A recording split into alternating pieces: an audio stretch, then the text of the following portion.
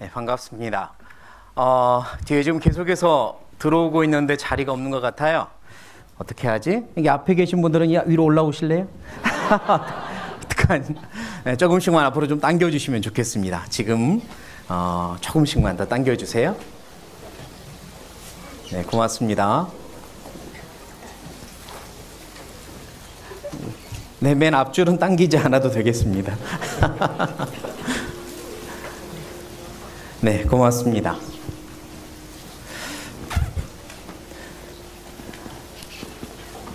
네. 뒤에 조금 자리가 이제 생긴 것 같으니까요. 좀 안심입니다. 같이 기도하고 오늘 제목으로 하나님 말씀 같이 배우시겠습니다.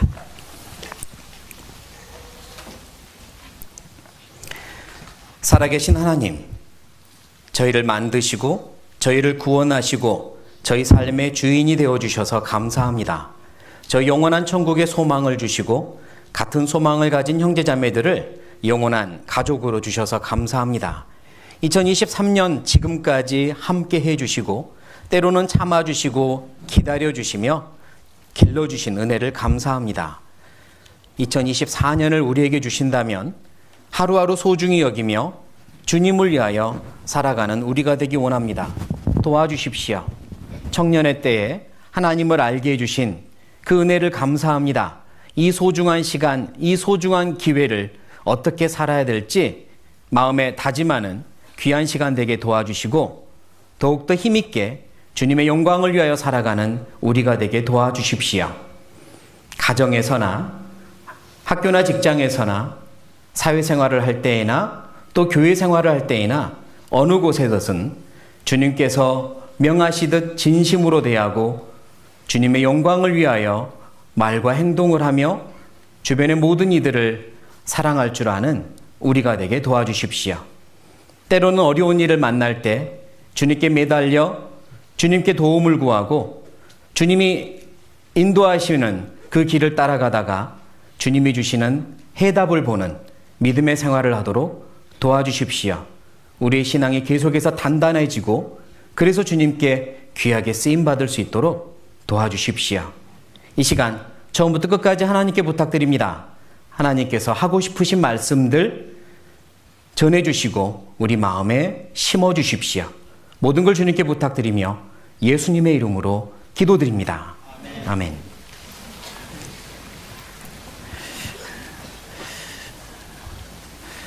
네, 그리스도인의 인간관계라는 주제로 함께 교제하려고 이 자리에 모였는데요. 미리 질문지를 받았잖아요. 그래서 질문지를 저도 이제 쭉 받아서 보았는데 다른 10개의 주제 중에 가장 질문이 많은 주제가 이 제목이었습니다. 제목이 가장 많았어요. 1등으로 많았고 2등하고의 질문의 차이가 몇 개였나 봤더니 2배 차이 나더라고요. 너무 많은 질문들이 이 주제에 있었다는 걸 알 수 있죠. 그러고 보니까 지금 제가 얼굴을 쭉 보니까 다들 이 주제를 들어야만 하는 얼굴들입니다. 무슨 이야기냐면 인간관계 때문에 지금 힘들어하는구나 이런 의미가 아니라 하나님께 귀하게 쓰임받으려면 반드시 통과해야 되는 이 인간관계라는 코스를 반드시 통과해야 되는 분들이 여기 오셨구나. 귀하게 쓰임받아야 되는 분들, 하나님이 소중히 여기시는 분들, 그분들이 이 자리에 왔다는 걸 알게 됩니다. 어떤 기록을 보니까 누군가와의 인터뷰에 이런 기록이 있었는데요. 수녀원에서 아주 오랫동안 수녀로서 생활을 하다가 잠깐 밖에 나온 유명한 분을 만나 인터뷰를 합니다. 많이 힘드시죠? 그곳에서 생활하는데 뭐가 제일 힘드십니까? 혹시 외로움이나 고독함 이런 거 아니십니까? 이렇게 물었더니 그분이 뭐라고 대답했겠습니까? 인간관계가 제일 힘들다고 대답했답니다. 그 수녀원 안에서도 인간관계가 제일 힘들었대요. 그러면 수녀원이 아닌 이 바깥 세상에서 그리스도인으로서 살아가야 되는 우리에게 이 주제는 정말로 꼭 한 번쯤은 생각해보고 또 하나님 안에서 답을 얻어야 되는 주제임에는 틀림없습니다. 많은 질문들을 보았고 질문들을 하나하나 세세하게 답변을 해드리고도 싶었지만 시간 관계상 그럴 수는 없고요. 대신 여러분들께서 마음을 열고 잘 들으신다면 여러분들의 그 질문들을 하나하나 터치는 하고 지나갈 것 같습니다. 그러니까 답은 충분히 얻으실 수 있을 거라고 생각해요. 중요한 건 무엇을 열고요? 마음 열고 진심으로 받으시길 바랍니다. 둘째 날 오후 2시 가장 피곤하고 힘든 시간, 그 시간인데요. 많이 힘들고 피곤해서 어떡합니까? 괜찮으세요? 네. 여러분 말고 제가 피곤하고 힘들다는 이야기인데 농담이고요. 지금에 가지고 있는 초롱초롱한 눈을 끝까지 유지했으면 좋겠습니다. 인간관계가 왜 그렇게 많은 이들에게 때로는 고민이 되고 때로는 관심을 갖는 주제일까 생각해보면 의외로 간단합니다. 많은 사람들이 각각 중요하게 생각하는 가치관이 다르잖아요. 내가 중요하게 생각하는 게 다르고 또 누군가와도 다릅니다. 형제자매 간에도 다르고 가족끼리도 달라요. 나는 목표를 성취하는 게 우선이야. 나는 인간 서로 관계를 더 중요하게 생각해. 나는 약속을 꼭 지켜야 된다고 생각해. 나는 약속은 혹시 못 지키더라도 그 본질은 반드시 지켜야 된다고 생각해. 등등으로 가치관이 다르잖아요. 그러면 나는 그 각각 다른 사람들과 각각 맞추면서 살아야 될까? 또 그럴 수도 없습니다. 그래서 어려운 것 같아요. 그 모든 사람들을 다 맞추어서 살 수는 없는데 그럼 나는 어떻게 해야 될까? 가장 중요한 대답은 그리스도인으로서 하나님께 맞추며 사는 게 답일 텐데요. 그 방법이 무엇인지 또 어떤 마음으로 그리스도인으로서 신앙을 지키며 또 중요한 인간관계의 이 모습도 지켜나갈지 오늘 말씀 안에서 가이드라인을 좀 찾겠습니다.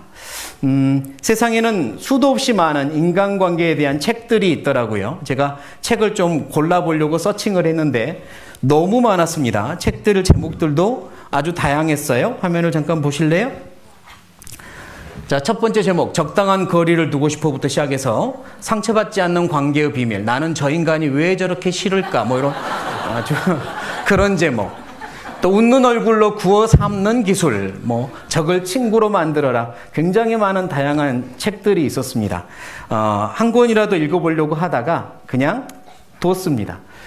왜냐하면 이렇게 많은 책들에서 대부분 이야기하는 내용이 비슷비슷하더라고요.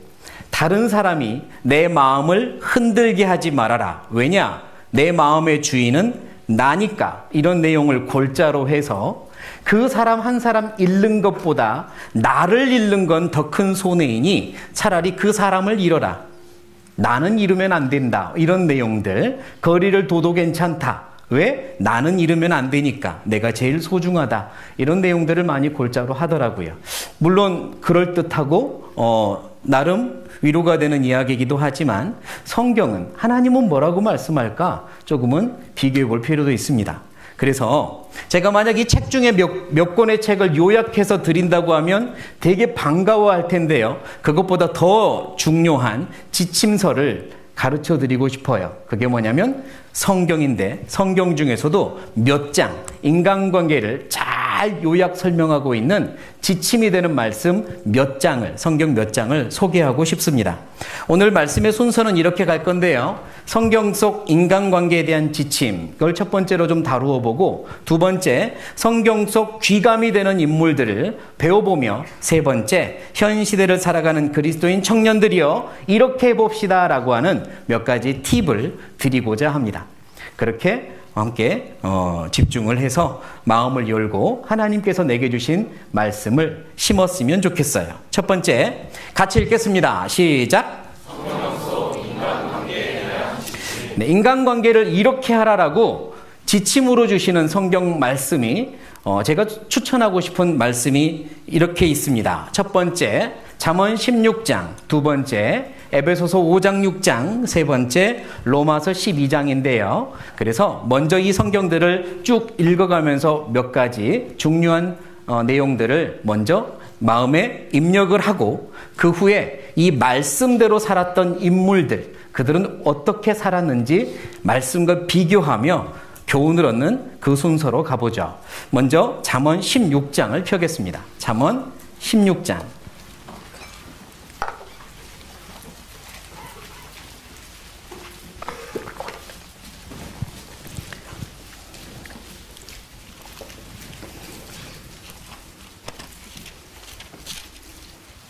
잠언 16장 1절부터입니다.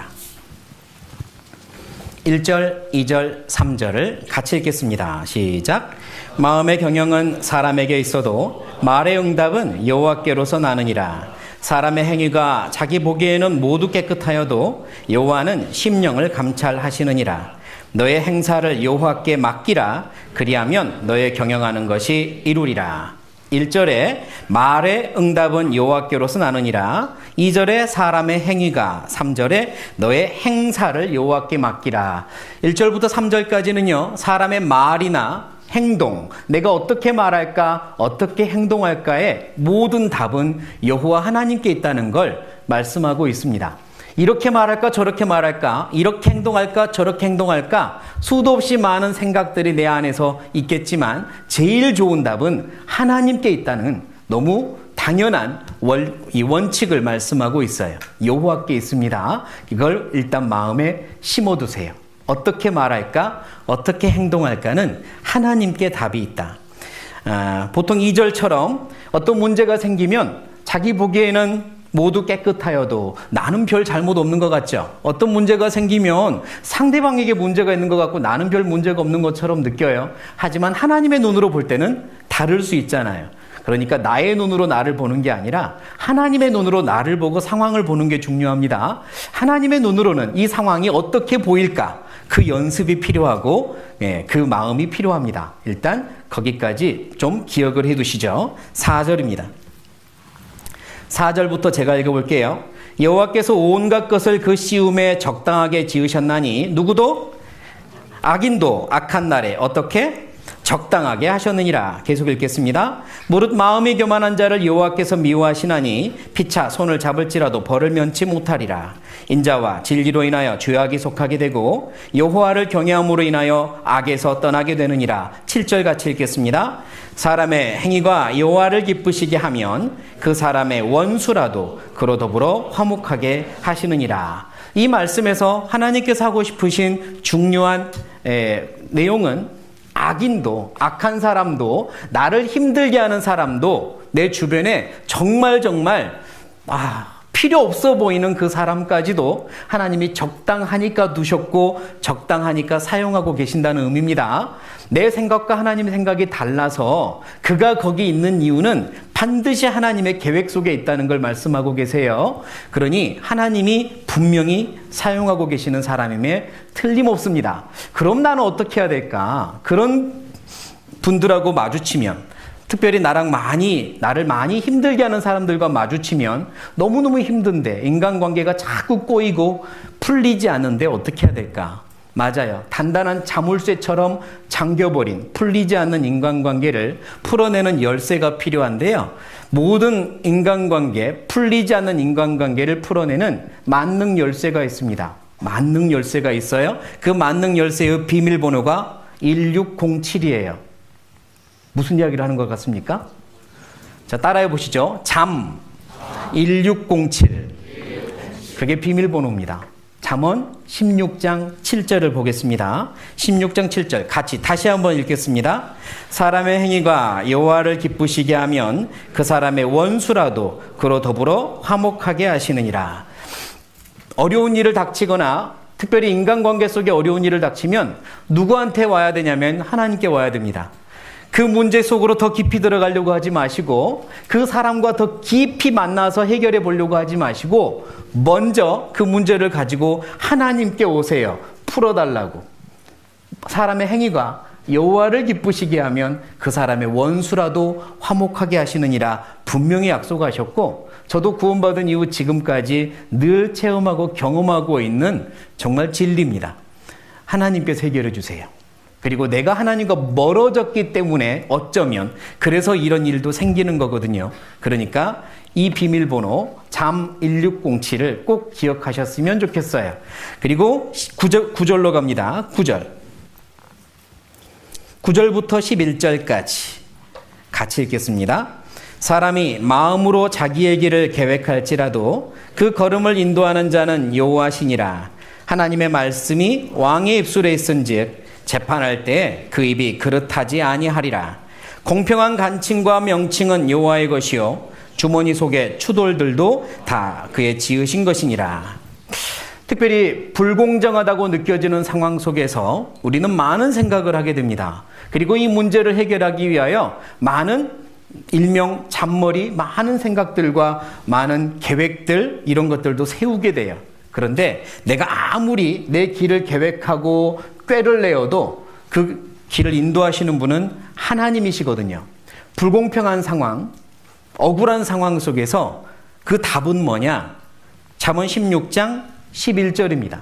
16장 11절은 개인적으로 제가 굉장히 좋아하는 말씀인데요. 공평한 간칭과 명칭은 여호와의 것이요. 그 다음 무엇이라고 말씀합니까? 주머니 속의 추돌들도 다 그의 지으신 것이니라 라고 말씀해요. 간칭이나 명칭은 그 당시에 사용하던 저울입니다. 양팔 저울 혹시 보신 분들은 기억할 수 있어요? 양팔 저울이 있는데 한쪽에는 무게를 달고 싶은 진짜 물건을 올려놓고 다른 쪽에는 이미 그램, 무게가 결정되어 있는 추돌을 올리면서 평행을 이룰 때 이거는 몇 킬로그램이구나 이렇게 무게를 재는 기구가 양팔 저울인데 여기 간칭과 명칭은 그런 저울을 의미하고요. 추돌이란 무게가 정해져 있는 돌입니다. 이거는 100g짜리, 이거는 200g짜리, 이거는 5g짜리 이런 식으로 무게가 정해져 있는 돌을 추돌이라고 그래요. 주머니 속의 추돌. 주머니 속의 추돌 그러면 생각나는 사자성어가 있는데요. 물론 이것과 똑같은 사자성어는 아닌데 비슷한 사자성어가 있습니다. 한번 맞춰보실래요?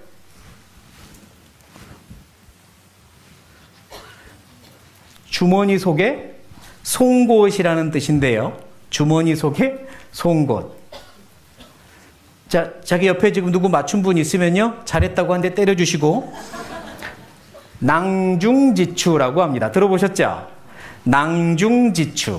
낭중지추라는 말은 주머니 속에 송곳이라는 뜻인데 송곳은 가만히 있어도 저절로 뚫고 나오잖아요. 그 말처럼 자기가 힘쓰고 애쓰지 않아도 저절로 뚫고 나오는 그런 인재를 낭중지추라고 합니다. 내가 드러나려고 하지 않아도 보이려고 하지 않아도 스스로 잘 갈고 닦고 있으면 저절로 드러난다. 그게 낭중지추입니다.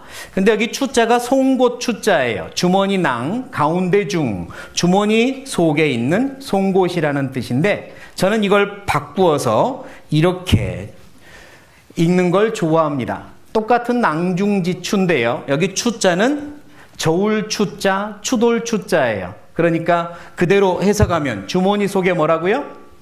추돌이요. 주머니 속에 추돌. 잠언 16장 11절에 주머니 속의 추돌들도 다 그의 지으신 것이니라.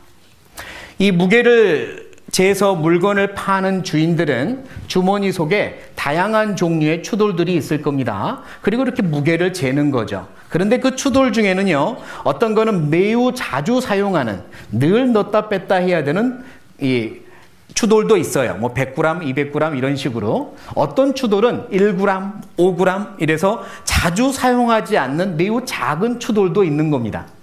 그런데 그 추돌이 누구 호주머니 속에 있냐면 주님 호주머니, 예수님 호주머니 속에 있는 거예요. 그리고 잊어버리고 계시는 게 아니라 필요할 때, 꼭 필요할 때 사용하려고 주머니 속에 넣어두신 거죠. 나는 주님 주머니 속에 들어있는 추돌인데요. 추돌은 무엇이 생명이냐면 자기의 무게를 유지하는 것이 생명입니다.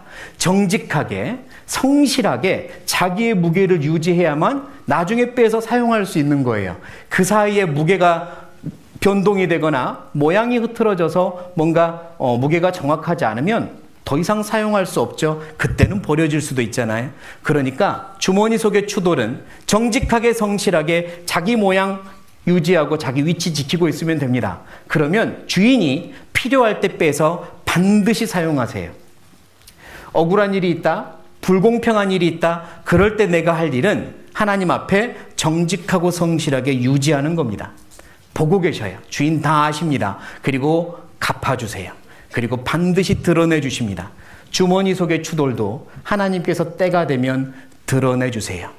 모르고 계시는 거 아니고 기억하지 못하는 거 아니에요. 지금 내 상황 눈 감고 계시는 것 절대 아닙니다. 다 보고 계세요. 그리고 내가 어떻게 하고 있나 지금 달아보고 계시는 겁니다. 나도 정직하고 성실한 주머니 속에 추돌이 되어야 돼요. 어떤 분은 자주 넣다 뺐다 자주 쓰임받는 것 같고 나는 부르지 않는 것 같다 할지라도 그렇게 생각하지 마세요. 하나님 나 지켜보고 계십니다. 매우 소중한 순간 나를 사용하실 거예요. 그러니까 정직과 성실이 인간관계를 위해서 굉장히 중요합니다. 계속해서 잠언 16장 23절로 갑니다.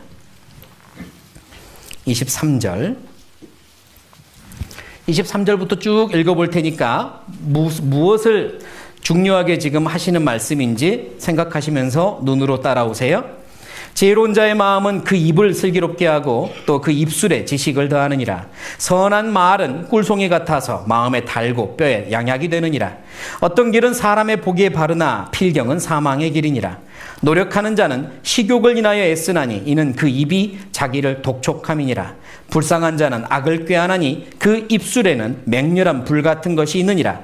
배려한 자는 다툼을 일으키고 말장이는 친한 벗을 이간하느니라. 강포한 사람은 그 이웃을 꾀어 불선한 길로 인도하느니라. 눈을 감는 자는 패역한 일을 도모하며 입술을 닫는 자는 악한 일을 이루느니라. 자, 여기까지 무엇에 대해서 지금 강조하고 있는 말씀이에요? 네? 말, 입술, 말에 대해서 하고 있는 말씀이죠. 인간관계에 있어서요, 말은 굉장히 중요합니다. 이 말을 어떻게 하느냐에 따라서 상황이 악화되기도 하고 상황이 부드러워지기도 하잖아요. 특히 그리스도인은 선한 말을 해야 됩니다. 선한 말은 꿀송이 같아서 라고 말씀하죠. 선한 말이 그리스도인의 입에서 나와야 되는 말이에요. 그리고 그걸 우리는 배우고 연습해야 됩니다. 선한 말에 특별한 몇 가지 딱 집어서 종류를 말하라고 하면 첫 번째가 감사의 말입니다. 감사의 말, 그리고 높여주는 칭찬의 말, 감사의 말, 칭찬의 말, 그리고 긍정의 말이 선한 말의 아주 대표적인 거라고 할 수 있는데요. 그렇지 않고 미련한 말을 하면 많은 것들을 흐트러뜨리게 됩니다. 여기 식욕을 인하여 애쓰나니라는 말이나 맹렬한 불 같고 다툼을 일으키고 라고 26절, 27절, 28절에서 말하는데 물론 입이요 먹기도 하고 또 누군가를 향해서는 말싸움도 하지만 사람에게 주신 입은 그렇게 하라고 주신 게 아닙니다.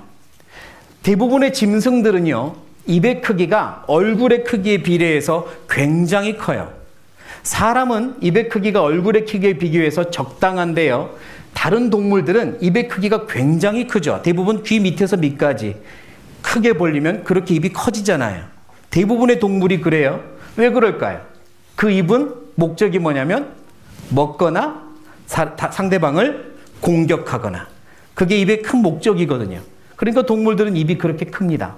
사람은 그렇지 않아요. 사람의 입의 목적은 뭐예요? 먹으라고? 공격하라고? 아닙니다. 선한 말하라고, 소통하라고, 위로하라고, 칭찬하라고, 감사하라고 주신 입인 거죠. 입은 그런 겁니다. 사람의 입은, 특히 그리스도인의 입은 그래야만 해요. 잡아먹는 말을 좋아하는도다. 너희들이 서로 물고 뜯으면, 물고 먹으면 피차 멸망할까 조심하라. 성경에서 하신 말씀인데요. 그런 입은 우리 입에서 멀어져야 되는 겁니다. 선한 말, 그게 인간관계를 좋게 하는 말이고 우리가 배워야 하는 말입니다. 그리고 32절로 가죠. 32절 같이 읽겠습니다. 시작.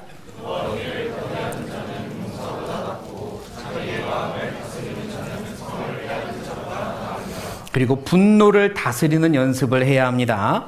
대부분의 분노는요, 마음에서 뭔가 끌어오를 때 이제 발산, 표현하는 걸 이제 우리가 분노했다라고 말을 하잖아요. 대부분의 분노는 자기 감정의 배설인 경우가 많죠. 배설물 아시죠? 감정의 배설이 분노로 많이 나타납니다. 어떤 불의에 대해서 아니면 잘못된 것에 대해서 선한 분노나 의분이라고 하죠. 의로운 분노가 나타난 경우는 드물고요. 감정의 배설인 경우가 굉장히 많아요. 그래서 저는 개인적으로 분노는 내 신앙의 온도계다라는 마음으로 스스로를 늘 온도를 잽니다. 분노는 신앙의 무엇이다? 온도계다. 이런 상황에서 내 마음이 흔들리고 분노가 표현되면 내 신앙이 딱 그 정도라는, 지금 온도가 그 정도라는 의미인 겁니다. 이런 상황에서도 내가 분노를 잠재울 수 있다면 그건 내 신앙의 힘이 지금 이 정도로 높아져 있다는 이야기죠. 분노는 분명히 잠재워야 합니다. 다스려야 됩니다. 이겨내야 됩니다. 그래야 모든 관계를 원활하게 해낼 수 있고 유지할 수 있죠. 분노할 만한 상황에서 흔들리지 않는 힘을 저는 온유라고 말하고 싶고요. 분노할 만한 상황에서 그걸 이겨내는 힘을 겸손이라고 말하고 싶습니다. 따라해 보시기 바랍니다. 겸손과 온유. 이 두 가지가 이따가도 강조를 하려고 하는데요. 신앙을 흔들리지 않게 하고 지치지 않게 하는 비결입니다. 분노할 상황에서 흔들리지 않게 하는 건 온유고, 분노할 상황에서 이겨내는 힘은 겸손입니다. 왜 그렇게 말씀을 드리는지는 다시 설명을 드릴게요. 그리스도인이 사람과 사람을 만나서 내 내 주님을 증거하고, 그리고 부끄럽지 않은 신앙생활을 하기 위해, 올바른 인간관계를 유지하기 위해 예수님께 꼭 배워야 될 두 가지 성품. 나는 마음이 온유하고 겸손하니. 온유와 겸손입니다. 분노도 온유와 겸손으로 이겨내야 돼요. 이렇게 해서 잠언 16장을, 지침서인 잠언 16장을 한번 훑어봤습니다. 이제 에베소서 5장으로 갈게요. 에베소서 5장입니다.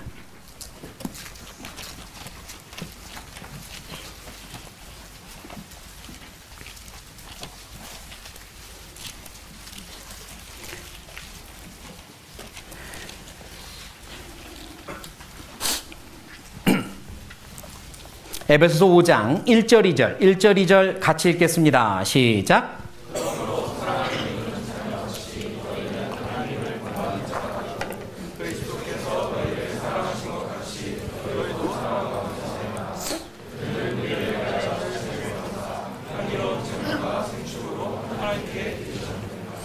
네, 1절 2절에 너무 중요한 답이 되는 말씀을 하고 계세요. 너희는 하나님을 본받는 자가 되고, 이게 제일 물론 훌륭한 답입니다. 하나님이라면 어떻게 하셨을까? 예수님이라면 어떻게 하셨을까? 그분이 하셨을 것처럼 나도 하자. 그러면 모든 인간관계 해결할 수 있죠. 하나님이라면 어떻게 하셨을까? 그 사랑으로, 사랑 때문에 모든 걸 버리시기까지 하신 하나님이라면, 그분의 사랑이라면 어떻게 했을까? 이거를 늘 스스로에게 질문하고, 하나님이라면 이렇게 했을 텐데 따라가려고 노력한다면 대부분의 문제는 해결될 수 있을 겁니다. 그 말씀을 하고 있는 거예요. 그리고 3절입니다. 3절부터 제가 몇 구절 읽을게요. 음행과 온갖 더러운 것과 탐욕은 너희 중에서 그 이름이라도 부르지 말라. 이는 성도에 마땅한 바니라. 누추함과 어리석은 말이나 희롱의 말이 마땅치 아니하니 돌이켜 무엇 하라? 돌이켜 감사하는 말을 하라. 너희도 이것을 정령이 알거니와 음행하는 자나 더러운 자나 탐하는 자 곧 우상숭배자는 다 그리스도와 하나님 나라에서 기업을 얻지 못하리니 누구든지 헛된 말로 너희를 속이지 못하게 하라. 이를 인하여 하나님의 진노가 불순종의 아들들에게 임하나니 그러므로 저희와 함께 참여하는 자가 되지 말라. 자, 여기까지도 말에 대한 말씀을 하는데요. 해서는 안 될 말, 동참해서는 안 되는 말들을 나열하고 계시고, 우리가 해야 될 말은 오직 하나, 감사하는 말밖에 없다는 걸 말씀하고 계세요. 인간관계의 지침서에서 하시는 말씀입니다. 세상에 온갖 종류의 말들이 있죠. 그러나 우리가 동참해서는 안 되는 말들이 참 많아요. 여기에 그 종류가 나오죠. 누추한 말, 어리석은 말, 희롱의 말, 여러 가지 마땅치 않고 또 더러운 말, 탐하는 말, 우상숭배의 말들, 헛된 말들 다 마땅치 않다고 말합니다. 그런 종류의 말은 동참해서도 안 된다고 말씀하죠. 그런데 쉽지 않아요. 학교에서 친구들을 만나거나 직장에서 동료들과 함께 식사하고 차라도 마시면 그들 가운데에서 늘 이렇게 주로 나오는 말의 소재, 주제는 남 이야기니까요. 남 이야기하는 거, 헐뜯는 거, 비방하는 거, 좋지 않은 이야기들이 대부분 나오잖아요. 그럴 때 그리스도인들이 참 어렵습니다. 어떻게 해야 될지를 모르겠어요. 때로는 구원받은 그리스도인들끼리 모여 있어도 가끔씩은 그런 소재가 이제 나오기도 하죠. 그땐 내가 어떻게 해야 되나 참 어려움을 느끼기도 합니다. 여기서 내가 자칫 잘못하면 거리가 멀어지는 거 아니야? 오히려 전도하는데 방해가 되는 거 아니야? 그렇다고 해서 내가 깊이 들어가자니 양심이 아프고 어떻게 해야 되나? 그런데 지침서는 이렇게 말합니다. 동참하지 말라고. 그러면 내가 적극적으로 같이 끼어들지 말라는 말씀이면 틀림없습니다. 누군가가 막 어떤 이야기를 할 때 적극적으로 끼어들지 마세요. 추임새 넣지 마세요. 그래서? 그런데? 그랬어? 뭐 이런 거 있죠. 추임새 적극적으로 넣지 마세요. 뭐 이 정도 어쩔 수 없으면 하겠지만, 그래서, 그런데 이렇게 하는 건 동참하고 있는 겁니다. 그리고 물어보는 경우가 있죠. 자기들끼리 이야기하다가 이제 내가 가만히 있으면 괜히 뭐 너무 이렇게 흙과 백으로 구별되는 느낌이라 나를 끌어들이기 위하여 물어보잖아요. 너는 어떻게 생각해? 너도 그렇게 생각하지? 이럴 때 어떻게 해야 될까요? 그때는 정말 영리한 바보가 되셔야 됩니다. 뭐가 돼야 돼요? 영리한 바보가 돼야 돼요. 아주 눈치 없는 척. 나는 내가 눈치가 너무 없나? 나 잘 모르겠는데. 이렇게 말하는 거예요. 사실은 다 알고 있는데. 영리한 바보 되세요. 글쎄, 나 눈치가 없나 봐. 나 눈치 없는 거 알잖아. 이러면서 그냥 그 상황을 내가 모르는 걸로 넘어가는 게 제일 좋습니다. 해보니까 그래요. 그게 제일 좋습니다.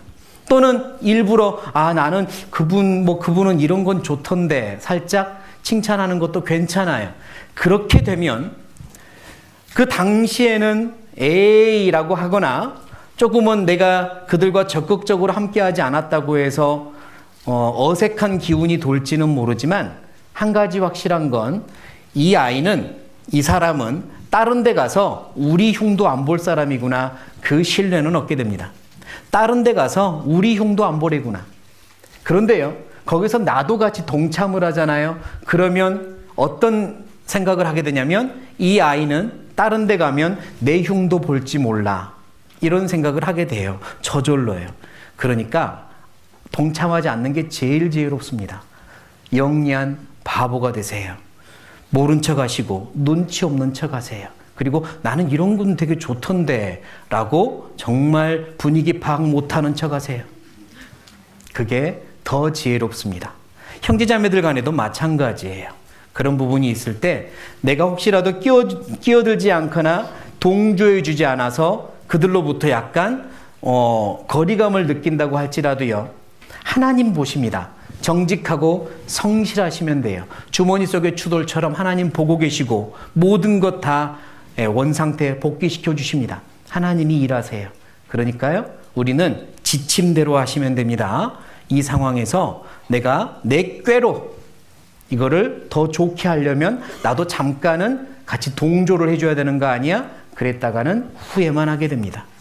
동참하지 마세요. 대신 감사하는 말을 하세요. 에베소서 5장 6장과 더불어 골로새서 3장이 아주 흡사한 비슷한 내용을 담고 있거든요. 골로새서 3장을 가볼게요. 골로새서 3장.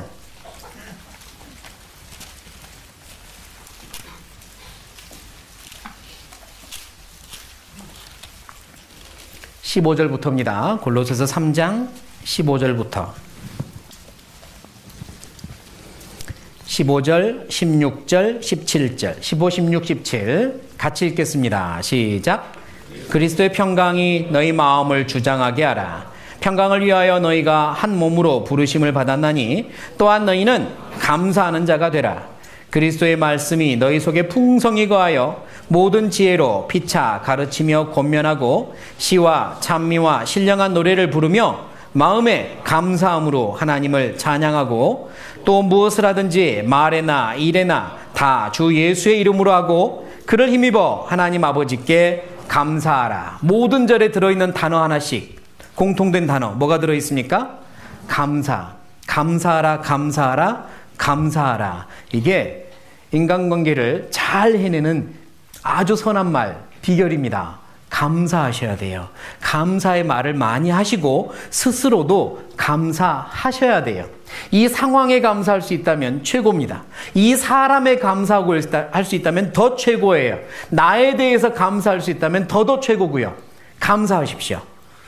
이 상황을 만드신 하나님 감사합니다. 이런 분을 내 옆에 두셔서 감사합니다. 이 상황 속에 저에게 계획을 가지고 계신 주님 감사합니다. 제가 넘어졌지만 지금 하나님을 생각할 수 있으니 감사합니다. 다시 일어나서 주님을 위해 살 수 있도록 계획을 세워주시니 감사합니다. 등등으로 감사하세요.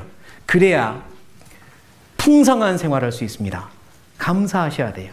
세상에서도 감사가 특효약이라고 많이 이야기합니다. 부부간에, 부모와 자식 간에 굉장히 멀어져 있는 이 냉랭한 관계를 다시 회복시키는 최고의 명약은 감사라는 말들을 많이 해요. 그리고 거기에 해당되는 텔레비전 프로그램 중에 편집된 내용을 잠깐 보여줄게요. 아, 세상에서도 이걸 명약이라고 하는구나. 하나님도 그런데 감사라고 하셨구나. 그렇다면 나는 정말 내 입술에 감사라고 하는 이 선한 말을 꼭 담아야 되겠다라고 결심하셨으면 좋겠어요. 영상을 좀 보겠습니다. 네, 우리는 그리스도인이잖아요. 누구보다도 큰 사랑을 받고 은혜를 받고 알고 있는 그리스도인. 그러니까 우리도 당연히 내 입술에 감사가 넘쳐야 되는데 누구에게 제일 먼저 감사해야겠습니까? 먼저 하나님께요. 사람의 행위가 여호와를 기쁘시게 하면 그 사람의 원수라도 화목하게 하시느니라 그랬잖아요. 하나님께 감사하는 생활을 해야 됩니다. 그게 정말 내 인간관계를 더 풍요롭게 만드는 비결이에요. 하나님께 감사하세요. 매일매일 아침에 일어나서 하나님께 감사하세요. 예를 들면 꼭 했으면 싶은 감사를 적어봤습니다. 하나님, 저를 앞에 화면 보십시오. 첫 번째 문장 같이 읽어보세요. 시작. 이렇게 만들어주셔서 감사합니다. 두 번째 문장 읽겠습니다. 하나님, 지난 세월 모든 일들에 대해 감사합니다. 세 번째, 하나님, 지금 나의 가족들에 대해서 감사합니다. 네 번째, 하나님, 내게 주신 현재의 상황에 대해서 감사합니다. 다섯 번째, 저를 사랑해 주시고 인도해 주실 것을 믿고 감사합니다. 감사하세요. 그래야 주변 많은 사람들과도 감사하며 소통할 수 있습니다. 하나님께서 내게 주신 모든 것들, 내 모든 과거에 대해서 감사하시고 현재에 대해서 감사하시고 미래에 대해서 감사하세요. 좋은 것만 감사하려고 하지 마시고 내 생각에 불편한 것까지도 하나님의 계획이 있다고 믿고 감사하세요. 하나님 어떤 계획이 있는지 제가 모르겠지만 하나님은 최선의 계획을 세우시는 분이니 감사합니다. 지금 이 상황이 왜 나에게 왔는지는 이유를 모르겠지만 하나님이 최선의 계획을 세우고 시작하셨음이 틀림없으니 감사합니다. 제가 어떻게 하면 좋을지 가르쳐 주세요. 그게 기도입니다. 감사를 놓치시면 안 돼요. 그래야 내 주변의 많은 사람들과도 감사 속에서 대화할 수 있습니다. 감사하라, 감사하라, 감사하라. 계속 그래서 하시는 말씀이에요. 에베소서 5장으로 다시 갑니다. 에베소서 5장.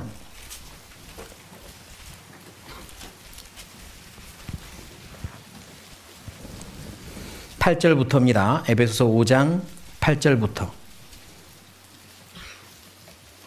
8절부터 제가 읽겠습니다. 너희가 전에는 어두움이더니 이제는 주 안에서 빛이라. 빛의 자녀들처럼 행하라. 9절 같이 읽죠. 빛의 열매는 모든 착함과 의로움과 진실함에 있느니라. 제가 읽죠. 주께 기쁘시게 할 것이 무엇인가 시험하여 보라. 너희는 열매 없는 어두움의 일에 참여하지 말고 도리어 책망하라. 저희의 은밀히 행하는 것들은 말하기도 부끄러움이라.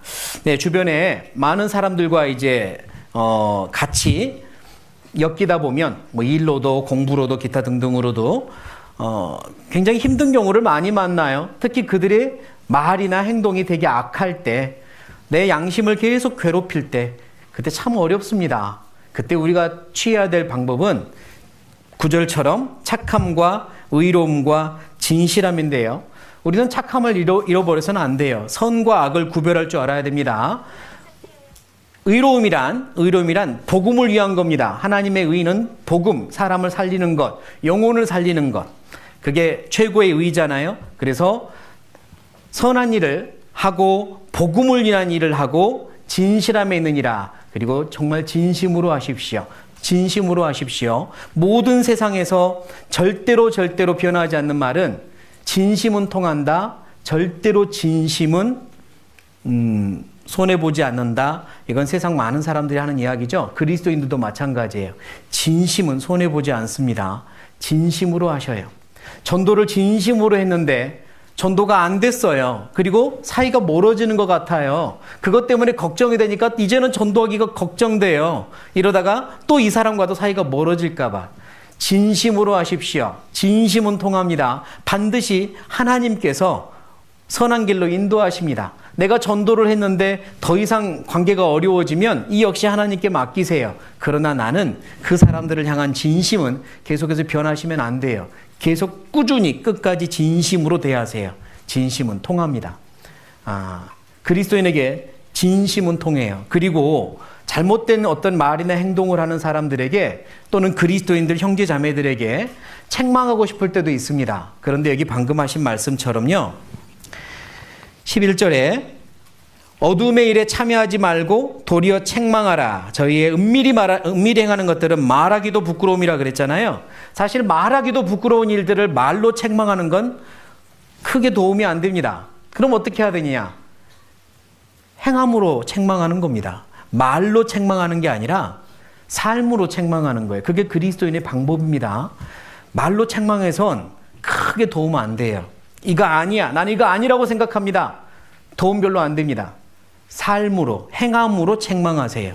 내가 진실하게, 의롭게 계속 꾸준히 하면요. 책망 받습니다. 야, 너랑 같이 있으면 나 아무것도 못하겠다. 이런 이야기 듣습니다. 뭐 회식을 하다가도 너 이제 밥 먹었으니까 빨리 가. 너 있으면 아무것도 못해. 이런 이야기 듣잖아요.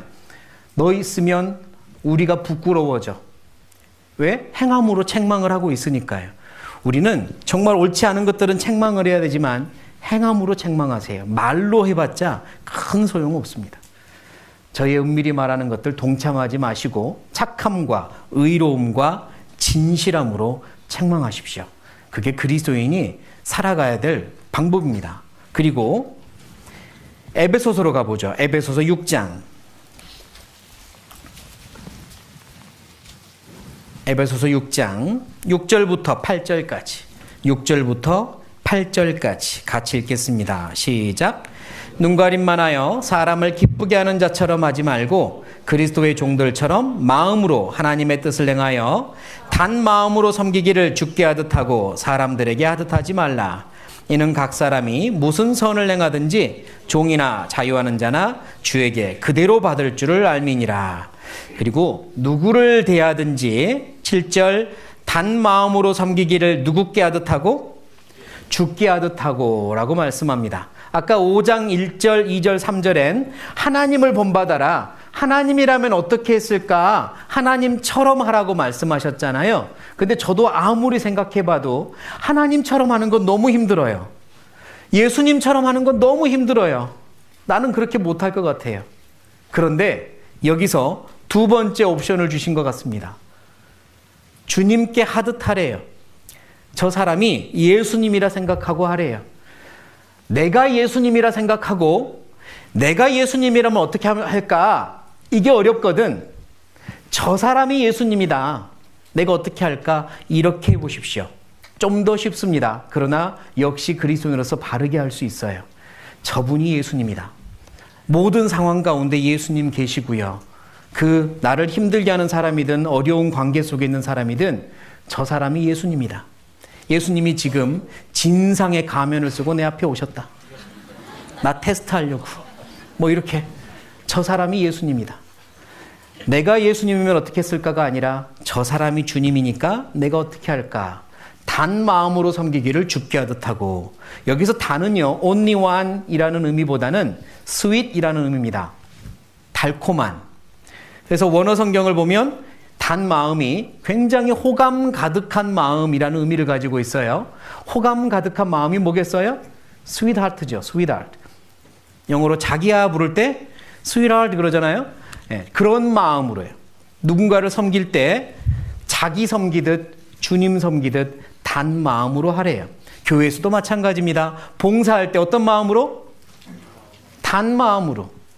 작은 봉사, 큰 봉사, 누가 보지 않아도 혼자 할 때도 단 마음, 달콤한 마음으로 하십시오. 죽게 하듯 하십시오. 그러면 주님이 다 보십니다. 그리고 상은 주님이 갚아주세요. 그래서 아까 말씀드린 것처럼 에베소서 5장 6장과 병행이 되는 장이 골로새서 3장인데 무슨 일을 하든지 마음을 다하여 죽게 하듯 하라고 골로새서 3장에 말씀하고 있습니다. 무슨 일을 하든지입니다. 누구에게 하든지 마음을 다하여 죽게 하듯 단 마음으로 하랍니다. 그게 지침이에요. 그리스도인들에게 주시는 인간관계의 지침이라고요. 그러니까 이거는 내 마음에 새기고 따르려고 노력해야 되는 겁니다. 로마서 12장으로 가볼게요. 로마서 12장.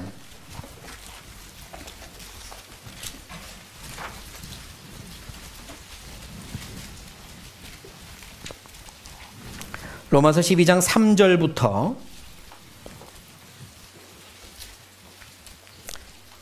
3절부터 제가 쭉 읽어보겠습니다. 내게 주신 은혜로 말미암아 너희 중 각 사람에게 말하노니 마땅히 생각할 그 이상의 생각을 품지 말고 오직 하나님께서 각 사람에게 나눠주신 무엇대로? 믿음의 분량대로 지혜롭게 생각하라. 우리가 한 몸에 많은 지체를 가졌으나 모든 지체가 같은 무엇을? 직분을 가진 것이 아니니 이와 같이 우리 많은 사람이 그리스도 안에서 한 몸이 되어 서로 지체가 되었느니라. 우리에게 주신 은혜대로 받은 무엇이? 은사가 각각 다르니 혹 예언임의 믿음의 분수대로 혹 섬기는 일이면 섬기는 일로 혹 가르치는 자면 가르치는 일로 혹 권위하는 자면 권위하는 일로 구제하는 자는 성실함으로 다스리는 자는 부지런함으로 긍휼을 베푸는 자는 즐거움으로 할 것이니라. 사랑엔 거짓이 없나니 악을 미워하고 선에 속하라.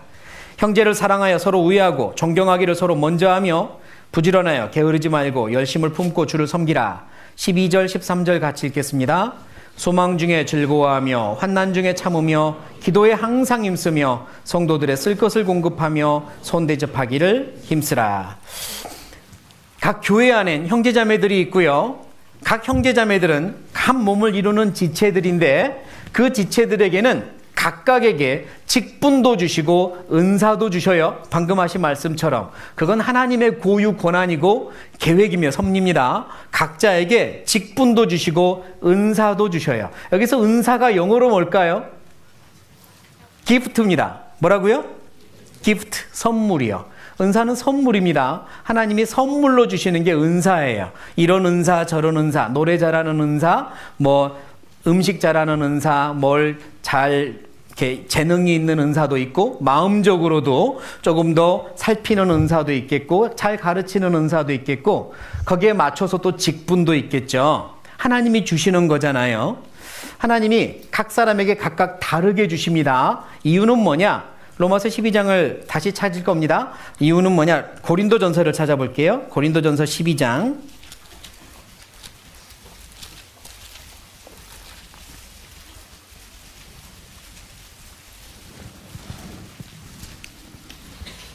12장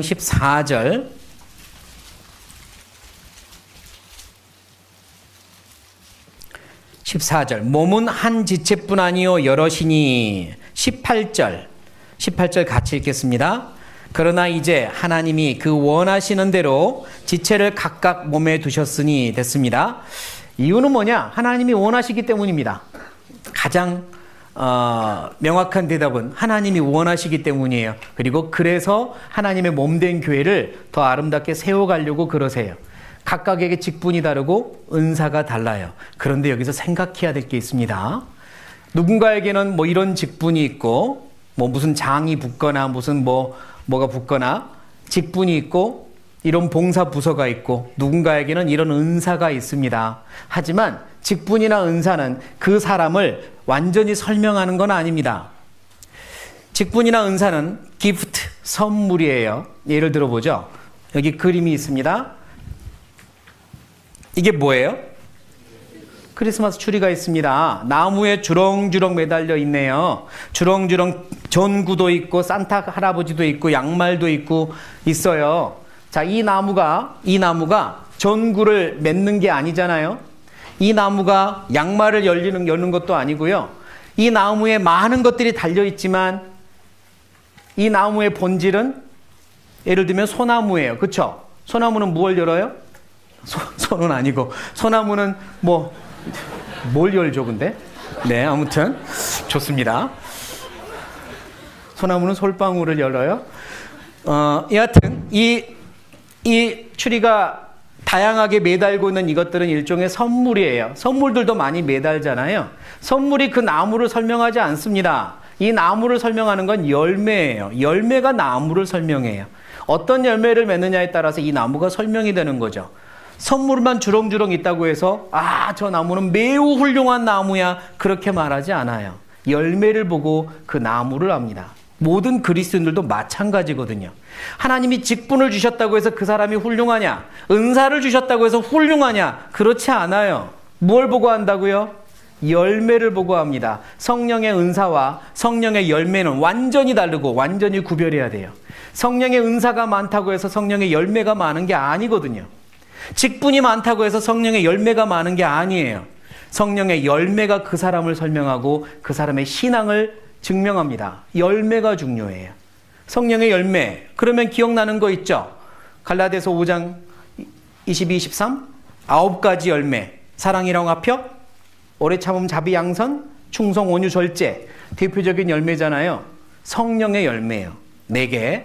열매가 얼마나 맺히느냐가 그 사람의 신앙을 증명하는 거고 그 사람이 얼마나 하나님 보시기에 훌륭하냐 조금은 아쉽냐를 증명하는 겁니다.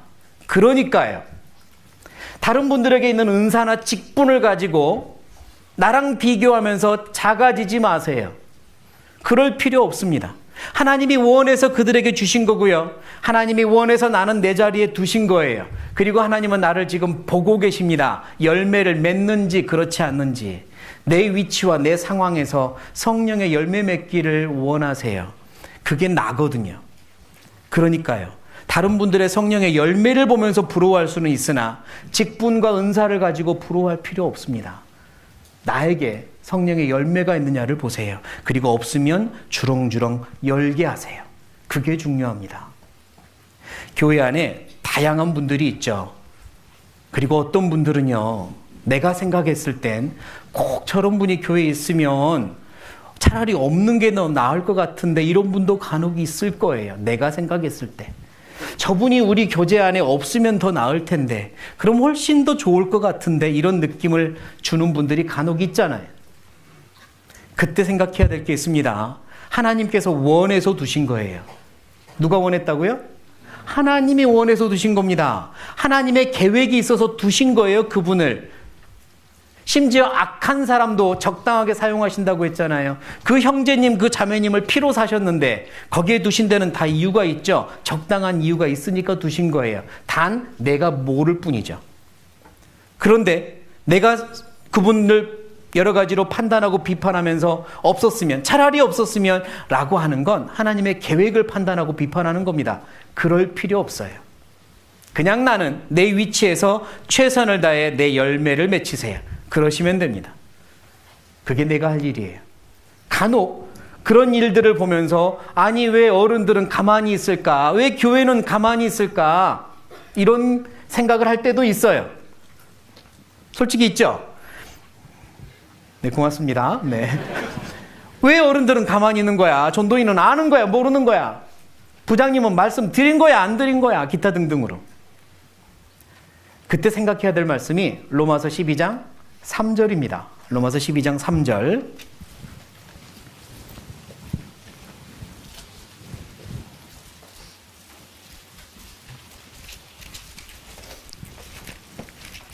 같이 읽겠습니다.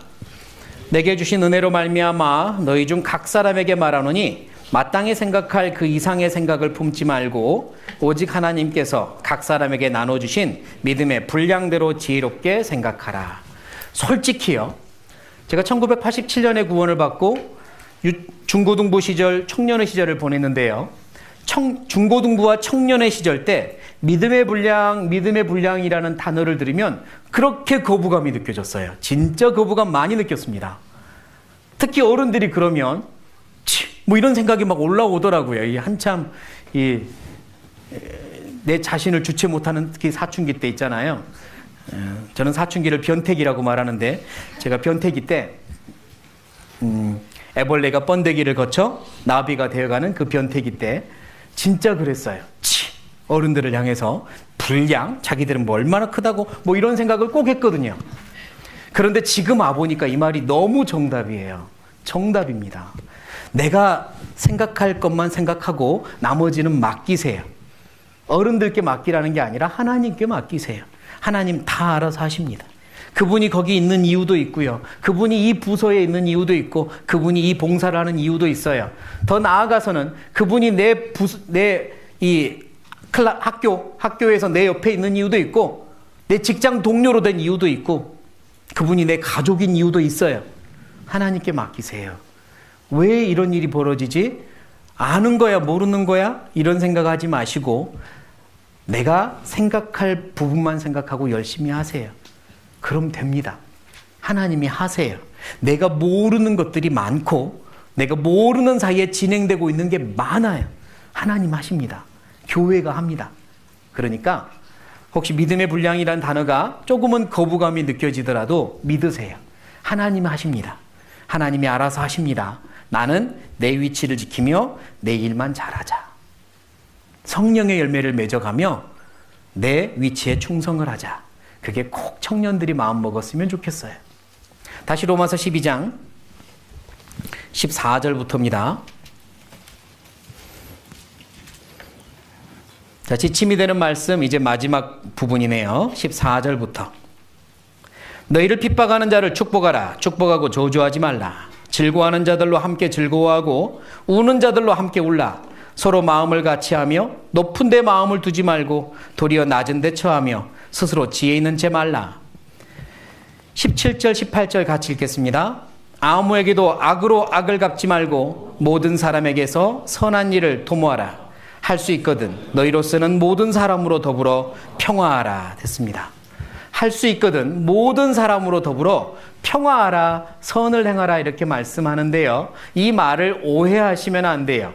어떻게 오해를 하냐면 모든 사람으로 더불어 평화하라 그랬으니까 모든 사람과 친구가 되라, 모든 사람에게 인정받는 사람이 되어라, 모든 사람에게 칭찬받는 그리스도인이 되어라 이렇게 받아들여요.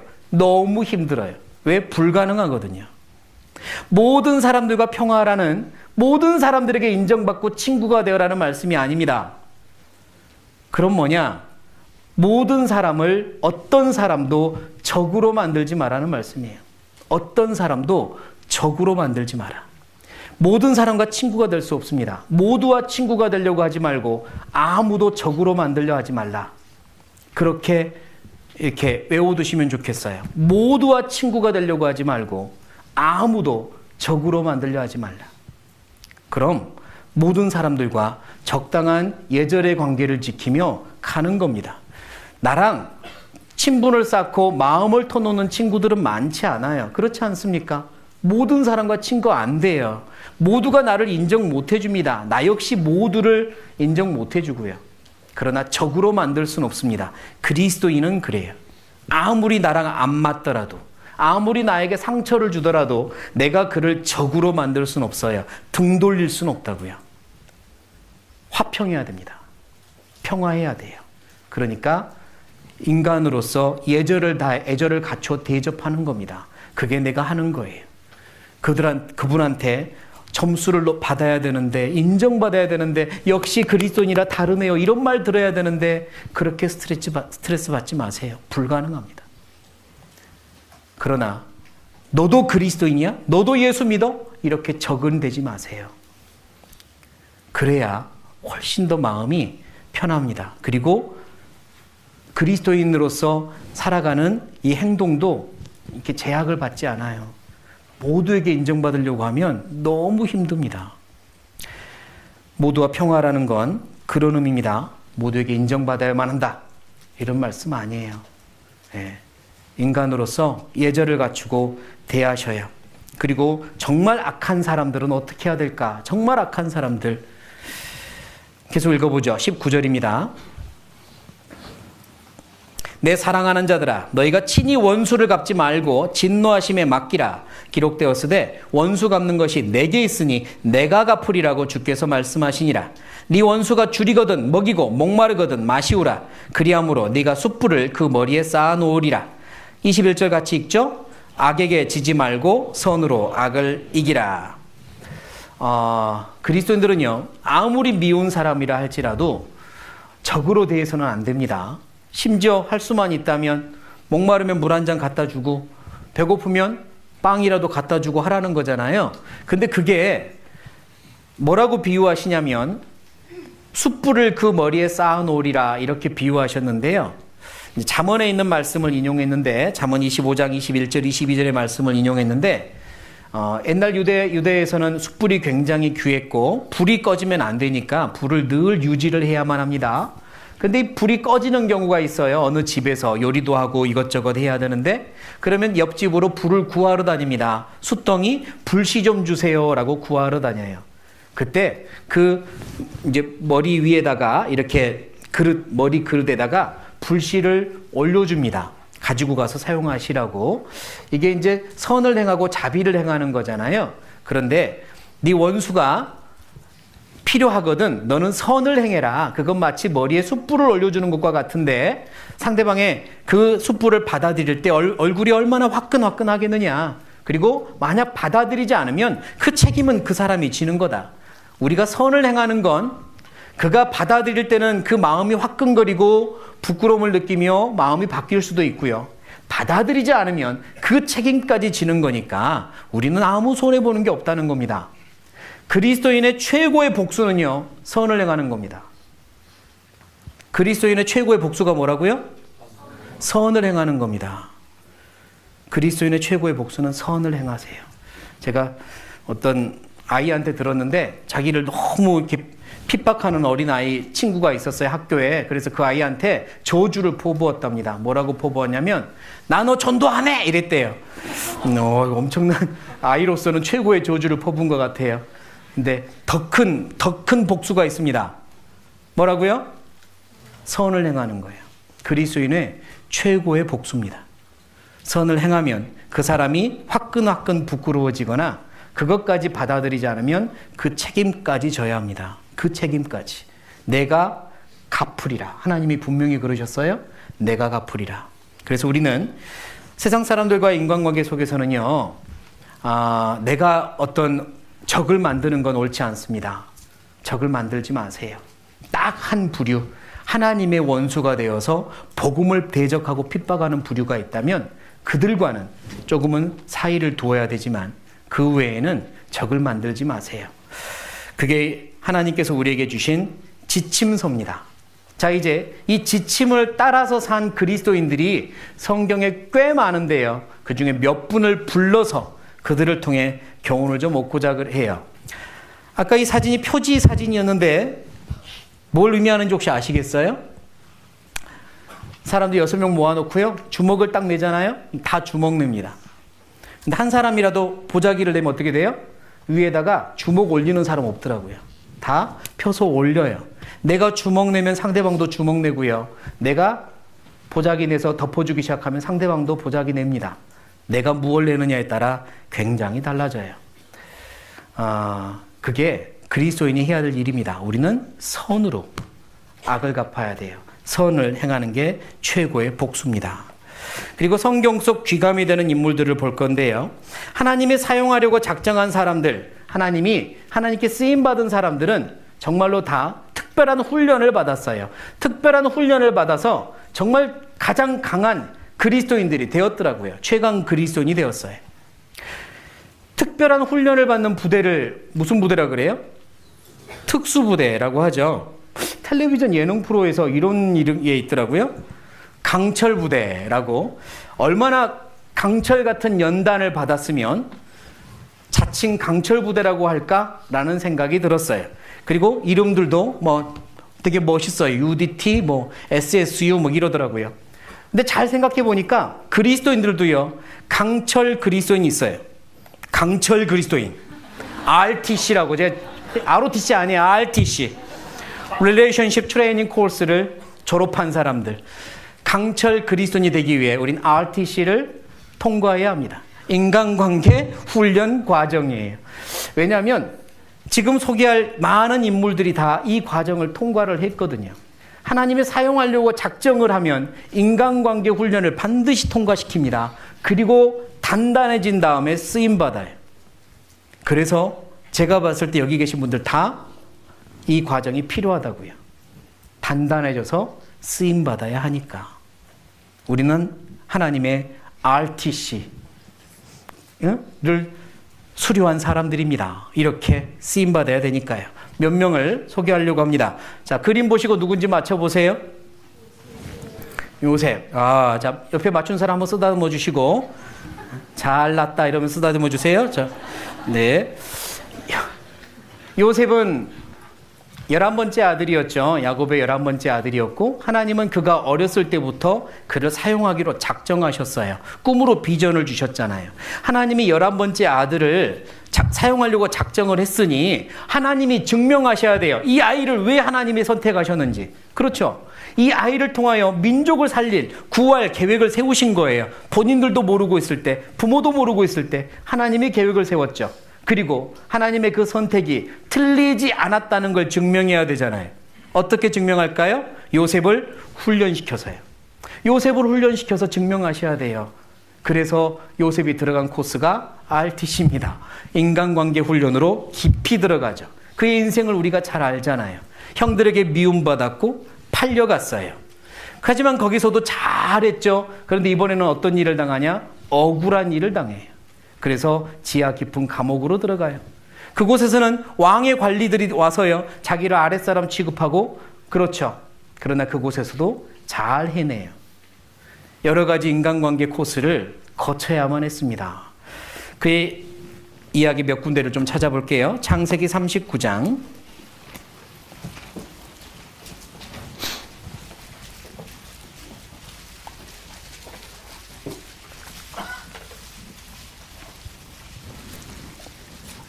(39장) 3절 같이 읽겠습니다. 그 주인이 여호와께서 그와 함께 하심을 보며 또 여호와께서 그의 범사에 형통케 하심을 보았더라. 39장 23절 또 같이 읽겠습니다.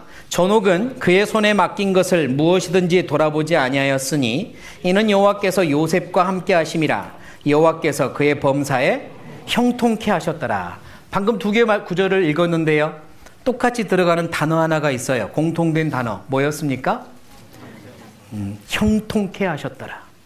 형통했습니다. 참 이상하지 않아요? 요셉의 삶이 누가 봤을 때 형통한 지금 과정이 아니잖아요. 형들에게 팔려서 종이 되었고요. 근데 거기서 종으로서 열심히 종 일을 하고 있는데 하나님이 형통케 하는 걸 봤대요.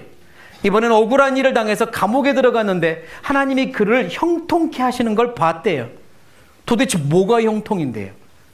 잘 되는 게 형통 아닌가요?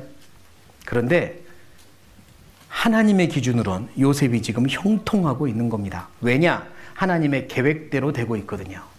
하나님의 계획대로 되고 있는 게 형통입니다. 하나님의 계획대로 되지 않는 게 불통인 거죠. 아까 특수부대, 강철부대 이야기를 했는데요. 예를 들어서 이제 막 입대한 이 친구들, 건장한 사내들 훈련을 시킵니다. 각오는 하고 왔겠지만 엄청 훈련이 힘들 거 아니에요? 막 픽픽 쓰러지고요. 소리 지르고 토하고 원망하고 울고 그럴 겁니다. 이제 들어온 신입 군인들이요. 그때 그 모습을 지켜보는 조교들, 지휘관들은 어떤 마음일까요? 입으로는요, 연약해 빠졌다고 하면서 막 야단을 치지만 속으로는 웃습니다. 혹시 조교 경험 있는 분들은 알 거예요. 속으로 웃어요. 왜 웃냐면 계획대로 되고 있거든요. 계획대로 되고 있어요. 이 녀석들 세상 때를 싹 벗기고 진액을 한번 뽑아내고 그래야 강철 부대가 되는 거라서 계획대로 되고 있으니까 웃는 거예요. 하나님이 웃고 계십니다. 죄송하지만. 왜? 형통이거든요. 요셉의 삶을 보며 하나님이 한편 마음으로는 아프고 미안하기도 하겠지만 한편으로는 웃으세요. 왜? 형통하고 있거든요. 계획대로 되고 있어요. 그러니까요, 내 인생에 어려운 일이 닥쳤다. 하나님 이게 뭡니까? 왜 이런 일을 주세요? 저 불행해요. 그게 아니라 하나님의 뜻대로 되고 있다면 형통한 겁니다. 하나님 뜻대로 하십시오. 하나님의 영광을 위해서 일하십시오. 제가 어떻게 하길 원하십니까? 가르쳐 주십시오. 이게 우리가 해야 될 기도인 거예요. 그게 형통한 사람의 기도입니다.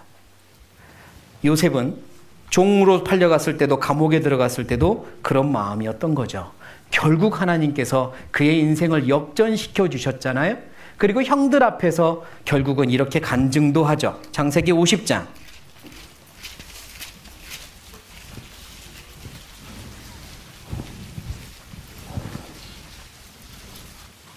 50장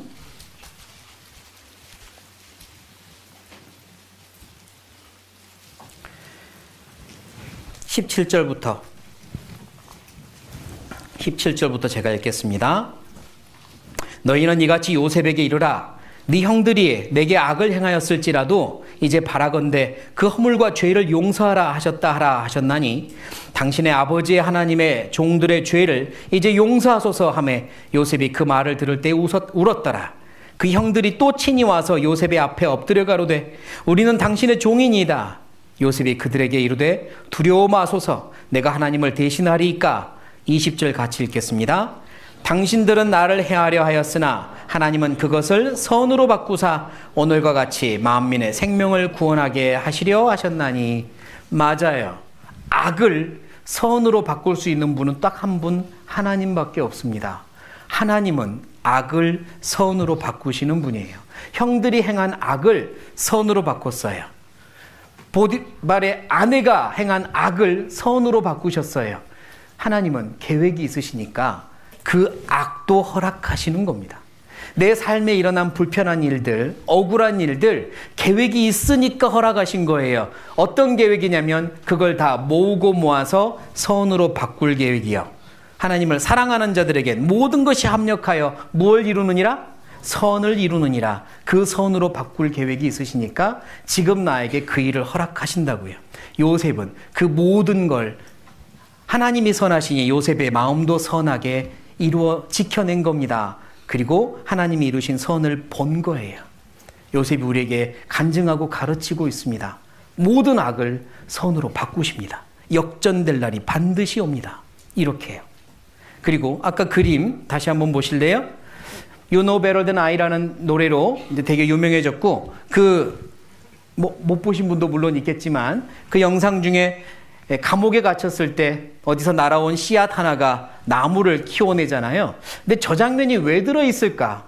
저 애니메이션에 저 장면이 왜 들어있을까 생각하다가 그렇구나 하고 혼자 묵상한 적이 있습니다.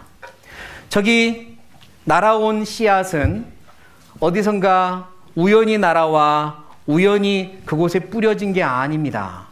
하나님이 심으신 거죠.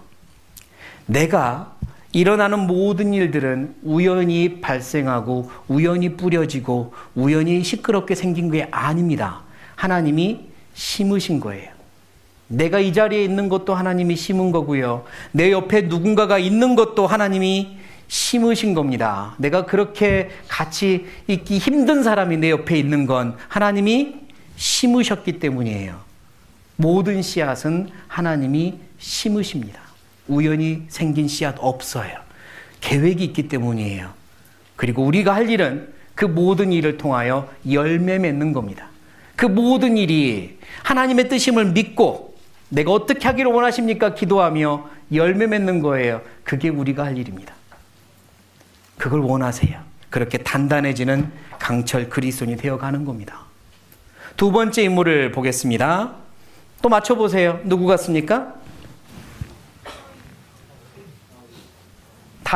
다윗입니다. 네, 옆에 맞춘 사람 있으면 또 한 대 때려주세요. 잘했다. 그러면서 좋습니다. 다윗이 언약궤를 성으로 모실 때 여호와 앞에서 기뻐 춤추는 장면을 그렸습니다. 우리가 알다시피 다윗의 일생 8번째 막내 아들이었습니다. 그리고 사무엘 선지자가 자녀들을 부르라고 아버지 이새에게 말했을 때 다윗만은 부르지 않았죠. 그를 보낸 그 들판, 양들과 함께 보낸 들판은 매우 안전해서 정말 마음껏 놀고 피리 불고 있을 만한 그런 장소가 아니었습니다. 사자가 나오고 늑대가 나오고 곰이 나오는 장소였죠. 막내 아들을 그런 곳에 보낸 겁니다.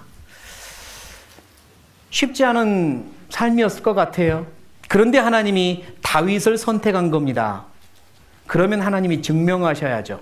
하나님의 선택이 틀리지 않았다는 걸. 이 다윗을 사울 왕을 이어 이스라엘의 왕으로 삼기로 결정한 하나님의 선택이 틀리지 않았다는 걸 증명하셔야죠.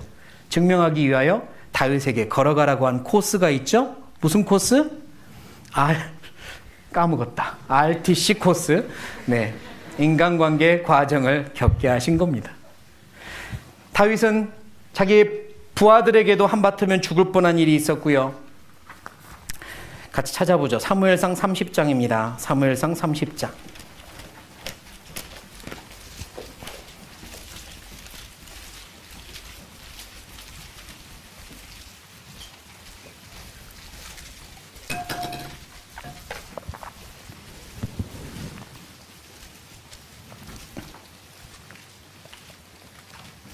(30장) 6절 같이 읽겠습니다. 백성이 각기 자녀들을 위하여 마음이 슬퍼서 다윗을 돌로 치자 하니 다윗이 크게 궁급하였으나 그 하나님 여호와를 힘입고 용기를 얻었더라. 네, 다윗과 부하들이 잠시 자리를 비운 사이에 아말렉 이 도적 같은 민족들이 와서 모든 물건을 약탈해가고 심지어 아내들, 자식들까지 끌고 간 거예요. 끌고 가서 매우 몹쓸 짓을 할 가능성이 높죠. 그들의 여러 가지 문화상으로. 그러자 그 일을 당한 부하들이 분노를 했고요. 그 책임을 다윗에게 돌리며 다윗을 돌로 치자 이런 이야기까지 나온 겁니다. 다윗은 얼마나 마음이 황당했을까요? 자기의 아내와 자기의 가족들도 다 지금 잡혀간 상황인데 그때 다윗의 마음은 누구를 향하냐면 하나님께 향한 겁니다. 사람의 행위가 여호와를 기쁘시게 하면 그 사람의 원수라도 그러더불어 화목하게 하시느니라. 모든 말과 행사는 하나님께 맡겨야 합니다. 그래서 다윗은 무릎을 꿇고 기도하는 거예요. 어떻게 하면 좋겠습니까? 이 상황에서 어떻게 하면 좋겠습니까? 모든 상황에서 우리가 해야 될 모습입니다. 주변에 많은 사람들이 나를 향해 돌을 들더라도, 억울한 일을 당하더라도, 나 혼자처럼 느껴지더라도 거기서 억울하다고 소리 지를 게 아니라 무릎을 꿇어야 합니다. 하나님, 어떻게 하면 좋겠습니까? 이 모든 상황은 하나님의 손에서 나왔으니 답도 하나님의 손에 있음을 믿습니다. 제가 어떻게 해야 될지 가르쳐 주세요. 그게 다윗이 한 일이죠. 그뿐만 아니라 아들 압살롬이 반역을 했을 때, 그래서 너무 초라하게 도망을 갈 때 시므이라는 사람이 뒤에서 쫓아오면서 저주를 하잖아요. 가거라 가거라 이러면서 막 욕설을 하며 저주를 하기도 했어요. 그때 다윗이 어떻게 대응을 했는지 잘 아실 겁니다. 사무엘하 16장.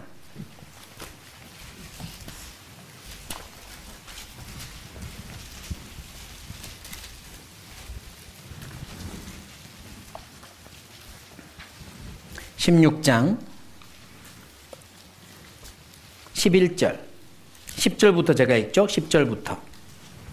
왕이 가로되 수르야의 아들들아, 내가 너희와 무슨 상관이 있느냐? 저가 저주하는 것은 여호와께서 저에게 다윗을 저주하라 하심이니 네가 어찌 그리하였느냐 할 자가 누구겠느냐 하고, 또 아비새와 모든 신복에게 이르되 내 몸에서 난 아들도 내 생명을 해하려 하거든 하물며 이 베냐민 사람이랴. 같이 읽겠습니다. 여호와께서 저에게 명하신 것이니 저로 저주하게 버려두라. 계속 읽죠. 혹시 여호와께서 나의 원통함을 감찰하시리니 오늘날 그 저주 까닭에 선으로 내게 갚아주시리라 하고, 자기를 향해서 저주를 하는, 돌을 던지며 저주하는 한 정말 나약한 시므이라는 사람, 다윗이 생각 같아선, 그때 상황이 너무너무 지금 초라하고 슬픈 상황인데 생각 같아서는, 인간적으로는 당장 목을 베어라 라고 할 법도 한데 다윗은 그러지 않아요.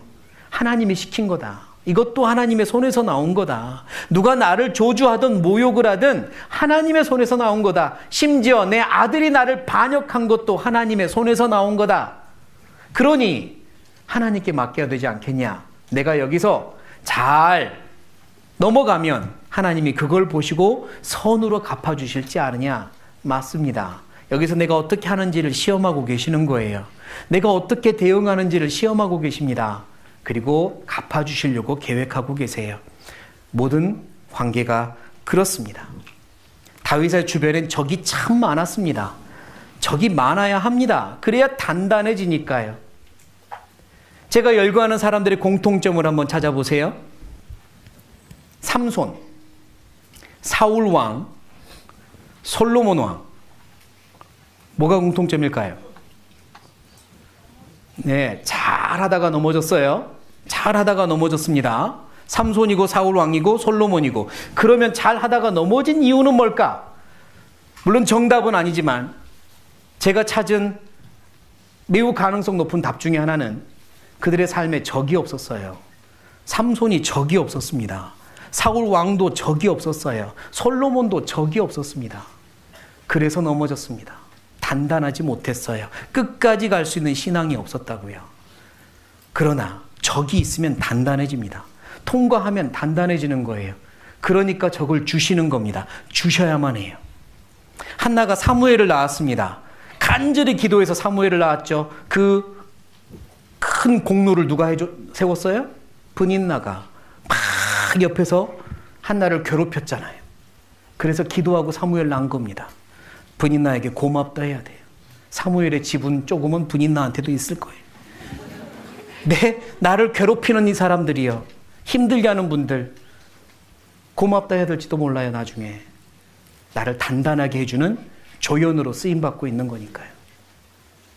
그러니까 적이 있어야 돼요. 다윗도 주변에 적이 있었습니다. 또한 다윗은요, 사람의 평가에 열중하지 않았어요. 다윗은 하나님께 열광했습니다. 사람의 평가에 열중하지 않고 하나님께 열광한 사람이 다윗이에요. 반대로 사울 왕은 사람의 평가에 열중했죠. 사울은 천천히요, 다윗은 만만히로다. 백성들이 그렇게 노래할 때부터 다윗을 주목하고 미워하기 시작했어요. 사람들의 평가에 열중한 겁니다. 다윗은 이 그림처럼 사람들 앞에서 춤추잖아요. He's not crazy, he is crazy for the Lord. 그래서 그는 미친 게 아니라 주님께 열광한 겁니다. crazy가 미쳤다는 뜻이지만 crazy for 그러면 열광하는 거예요. 그는 미친 게 아닙니다. 사람들 보기엔 미쳤죠. 왕이 채신 없이 사람들 앞에서 저렇게 춤추고 있으니까. 그래서 아내였던 미갈도 흉봤잖아요. 그러나 다윗은 진심이었습니다. 하나님께 열광했거든요. 미친 것과 열광한 건 약간 한 끗 차이죠. 그러나 목적과 방향이 뚜렷해요. 열광한 건 그런 겁니다. 다윗은 하나님께 열광했어요. 주변의 백성들이 자기를 어떻게 평가하느냐에 열중하지 않았다고요. 그게 맞습니다. 내 주변의 사람들이 나를 어떻게 평가할까 너무 많이 열중하지 마세요. 하나님이 나를 어떻게 보실까가 훨씬 중요하니까. 그래서 다윗은 당대하게 말합니다. 나는 여호와 앞에서 춤을 춘 거라고. 여호와 앞에서 기뻐서 춤을 춘 거라고. 그게 진심인 겁니다. 신앙의 진심은 그런 거예요. 사람들의 평가에 열중하지 않고 하나님께 열광해서 사는 것, 그게 신앙의 진심인 거죠. 그런 사람을 하나님은 사용하십니다. 그리고 다윗은 시편 57편을 찾아볼까요?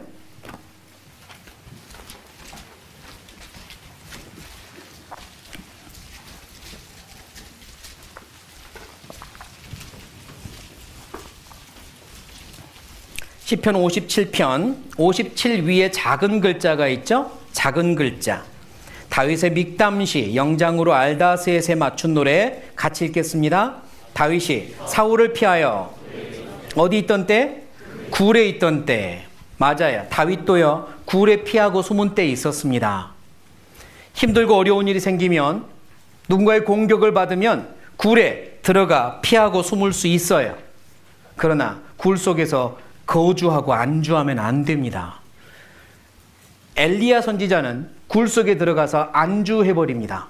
너무 힘들었거든요. 모든 상황이. 찾기는 어렵겠네요. 시간 관계상.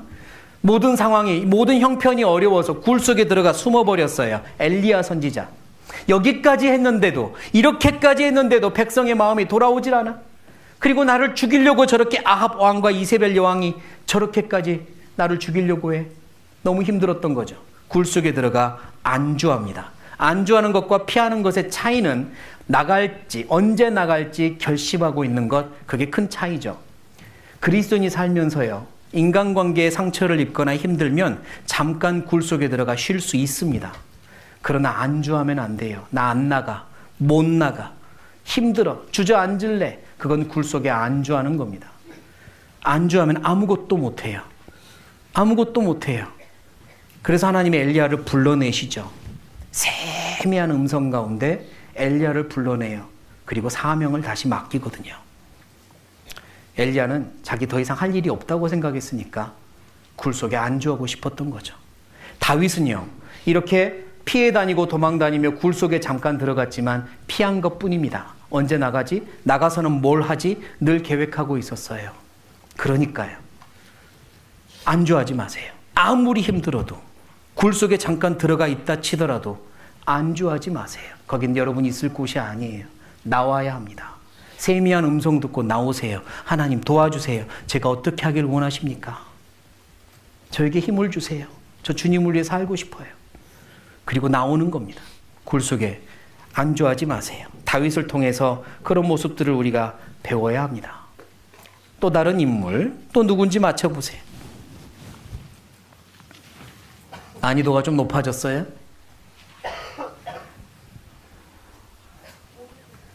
이제 오른쪽에 있는 사람이 누굴까요? 왼쪽에 있는 사람은 인상만 봐도 악한 사람인 것 같죠?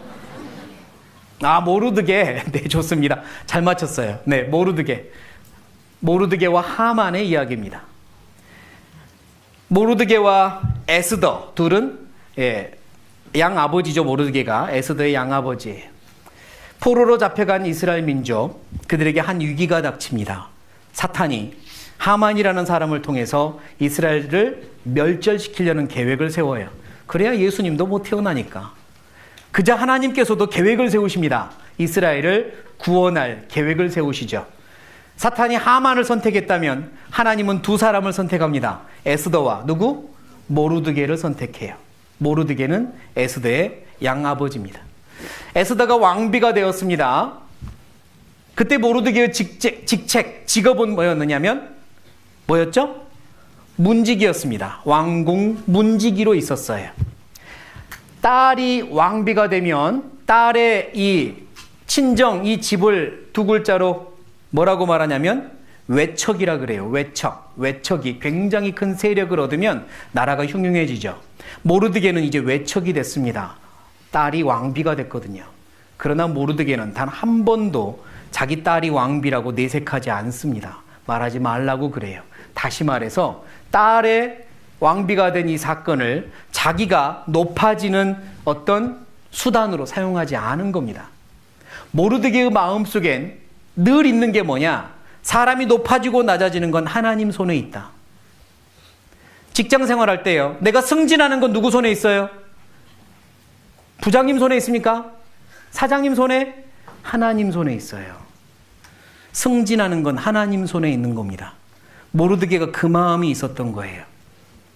반대로 하만은요, 계속해서 승진을 합니다. 초고속 승진을 해요. 성경을 쭉 찾아보면 그가 했던 일들을 조금 알 수 있는데요, 왕에게 뇌물을 갖다 주고요, 왕과 술자리를 같이 해요. 딱 요즘 사람들이 승진하는 코스죠. 뇌물과 선물, 음주가무, 아첨.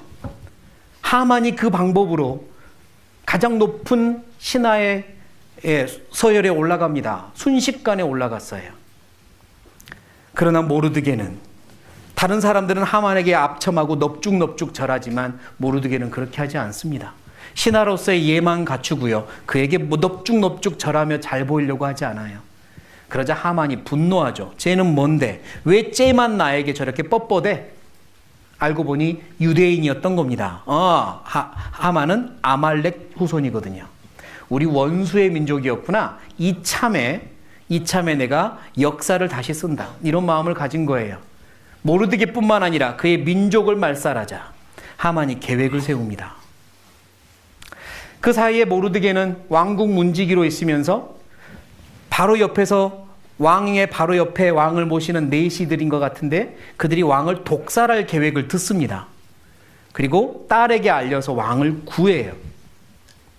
그리고 왕은 그 이야기를 듣고 독살하려고 했던 그 사람들 진짜로 잡아서 사건이 진실임을 밝혀내고 다 처형을 하죠. 하지만 너무 흥분했는지 모르드게에게는 아무런 상도 주지 않고 넘어갑니다. 다시 말해 모르드게는 높아질 수 있는 기회가 2번이 그냥 넘어갔어요. 딸이 왕비였는데 가만히 있었고 왕을 살렸는데도 넘어갔잖아요. 승진하는 건 누구 손에 있다고요? 하나님 손에 있어요. 모르드게는 여전히 왕궁 문지기로 최선을 다합니다.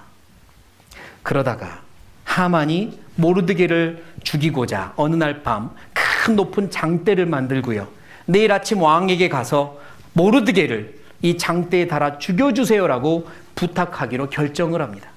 이제 이 밤이 지나면 모르드게는 처형받을 거예요. 하만의 힘과 말솜씨면 왕이 허락할 겁니다. 그 밤에 에스더를 찾겠습니다. 에스더.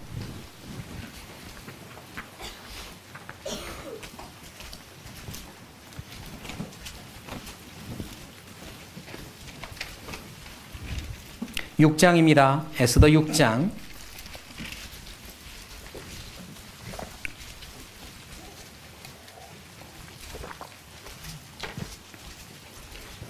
1절.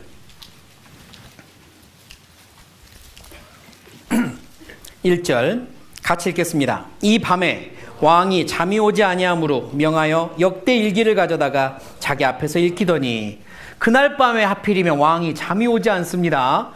평소 같았으면, 성경에 자세히 나오진 않지만 평소 같았으면 여봐라 잠이 오지 않으니 술상을 드려라 이랬을 것 같은데, 이 왕이 그날 밤은 여봐라 잠이 오지 않으니 책 좀 누가 읽어주라 이런 거예요.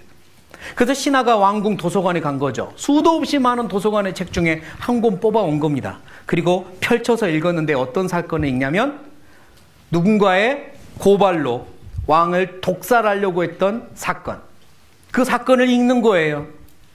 왕이 그렇지 그런 일이 있었지 얼마 전에, 바로 그 사건을 읽어주고, 그런데 잠깐 나를 살려준 그 사람 내가 상을 준 적이 있더냐 물어봅니다. 그러자 없습니다 그랬어요. 어허, 왜 그런 실수를 했을꼬? 그리고 여봐라 밖에 누구 없느냐. 날이 밝아오자 바로 밖에 하만이 모르드게 죽여달라고 청하려고 오고 있었습니다. 예, 하만이 있습니다. 들라 이르라. 그리고 왕이 말하죠. 내가 너무너무 칭찬하고 싶은 사람이 지금 있는데 어떻게 하면 좋겠냐. 하만은 그게 자기인 줄 알았거든요. 그래서 자기가 원하는 걸 이야기합니다. 왕의 옷을 입혀주시고요, 왕의 말에 태운 다음에 왕이 신뢰하는 신하가 말을 끌고 다니면서 왕이 높인 사람은 이렇게까지 왕이 대접해 준다고 외치고 다니게 하십시오 백성들에게. 그러면 백성들이 왕을 높일 것이고 또 그 사람도 높아지니까 얼마나 좋습니까? 자기가 정말 원했던 것 같아요. 그랬더니 하는 말 뭐예요?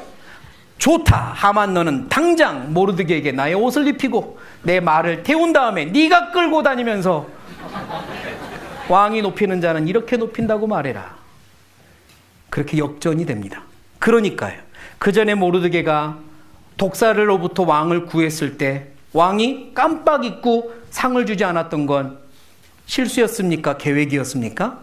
왕은 실수였지만 하나님은 계획이었던 겁니다. 하나님은 계획 속에 있었어요. 이때를 위해서요. 이때를 위해서. 그리고 역전시킬 계획을 진행시키고 있었던 겁니다. 형통하고 있었던 거예요. 모르드게는 세상 사람들의 방법으로 높아지려고 하지 않았습니다. 그냥 착함과 의로움과 진실함으로 살았어요. 자기 자리를 지키면서. 그리고 하만은 계획적으로 높아졌고 계획적으로 핍박을 해요. 내 주변에 그런 사람이 있습니다. 있을 거예요. 계획적으로 세상에서는 잘 되고 계획적으로 나를 핍박하는 사람 어떻게 할까요? 그냥 두세요. 그냥 두세요. 그들과 손을 잡을 수는 없지만 적이 될 수도 없습니다. 적으로 대하지 마시고 그냥 두세요. 예의를 갖추어서 평화하세요. 나머지는 하나님께 맡기세요. 힘들어도 하나님께 맡기세요. 하나님이 원하셔서 그 사람을 내 옆에 둔 것임에 틀림없으니까요. 모르드게가 그의 삶으로 우리에게 그걸 알려줍니다. 그리고 이 사람은 누굴까요?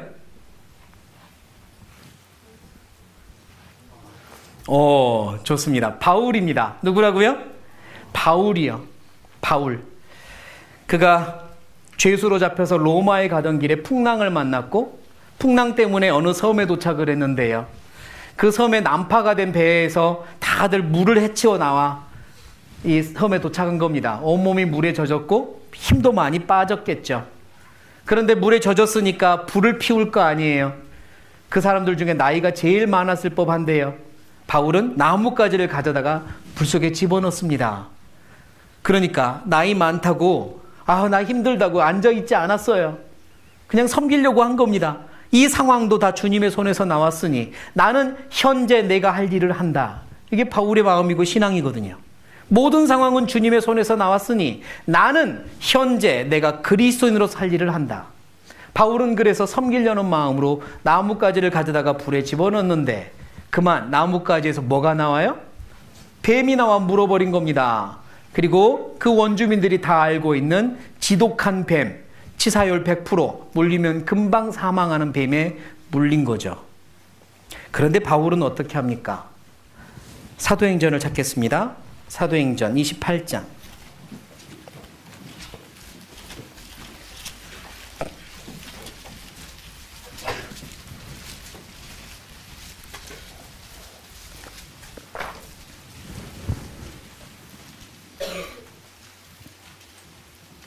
(4절부터) 읽겠습니다. 토인들이 이 짐승이 그 손에 달림을 보고 서로 말하되 진실로 이 사람은 살인한 자로다. 바다에서는 구원을 얻었으나 공의가 살지 못하게 하심이로다 하더니 바울이 그 짐승을 불에 떨어버리매 조금도 상함이 없더라. 그가 붙든지 혹 갑자기 엎드러져 죽을 줄로 저희가 기다렸더니 오래 기다려도 그에게 아무 이상이 없음을 보고 돌려 생각하여 말하되 신이라 하더라. 바울이 뱀에 물렸지만 불에 떨어뜨리고 나서 가만히 있습니다. 왜 나에게 이런 일이 있냐고 부르짖는 것도 아니고 살려달라고 소리친 것도 아니며 그냥 가만히 있습니다. 왜냐? 바울은 이미 배에서 약속을 받았어요. 너는 로마에까지 가서 내 증인이 돼야 된다고 약속을 받았거든요. 그러니까 뱀에게 물려서 혹시 독이 몸에 퍼진들 하나님께서 알아서 하실 것이고 혹 하나님의 계획을 바꿔서 자기가 여기서 죽어야 한들 그게 하나님의 선한 계획이니 따르면 되는 거잖아요. 하나님 왜 이러십니까? 저에게 왜 이러세요? 내가 선을 행했는데 다른 사람 섬겼는데 뱀에게 물리다니요. 내가 뭘 잘못했습니까? 이러지 않았다고요. 모든 것은 하나님의 손에서 나왔으니 모든 것을 하나님의 손에 맡긴다. 그게 온유입니다. 온유란 부드러운 표정과 태도를 말하는 게 아니라 모든 것은 하나님의 손에서 나왔으니 모든 걸 하나님께 맡기고 잠잠히 기다리는 게 온유예요. 바울이 그랬습니다. 우리가 찾아본 모든 사람들이 그랬어요. 하나님께서 주신 상황이니 맡긴 겁니다. 온유해야 신앙이 흔들리지 않아요. 하나님께 믿고 맡기는 거니까. 그리고 바울은 겸손했습니다. 고린도 후서를 찾아보죠. 고린도 후서.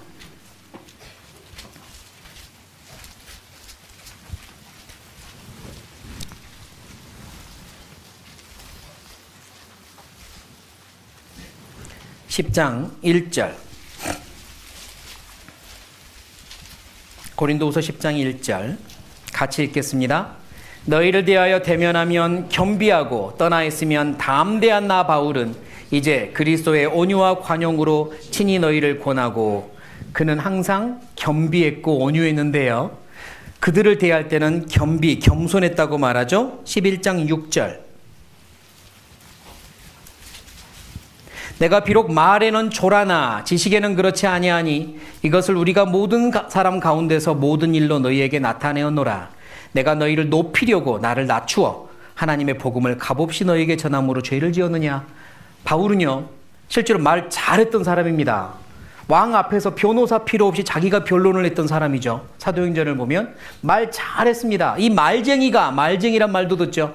그런데 형제자매들 앞에서는 말이 졸합니다. 졸했다는 말은 뭔가 어색하고 말을 잘 못하는 것처럼 그렇게 한 거예요. 형제자매들 앞에서요. 왜요? 겸손하려고요. 자기가 능력이 있음에도 겸손했습니다. 높이려고요.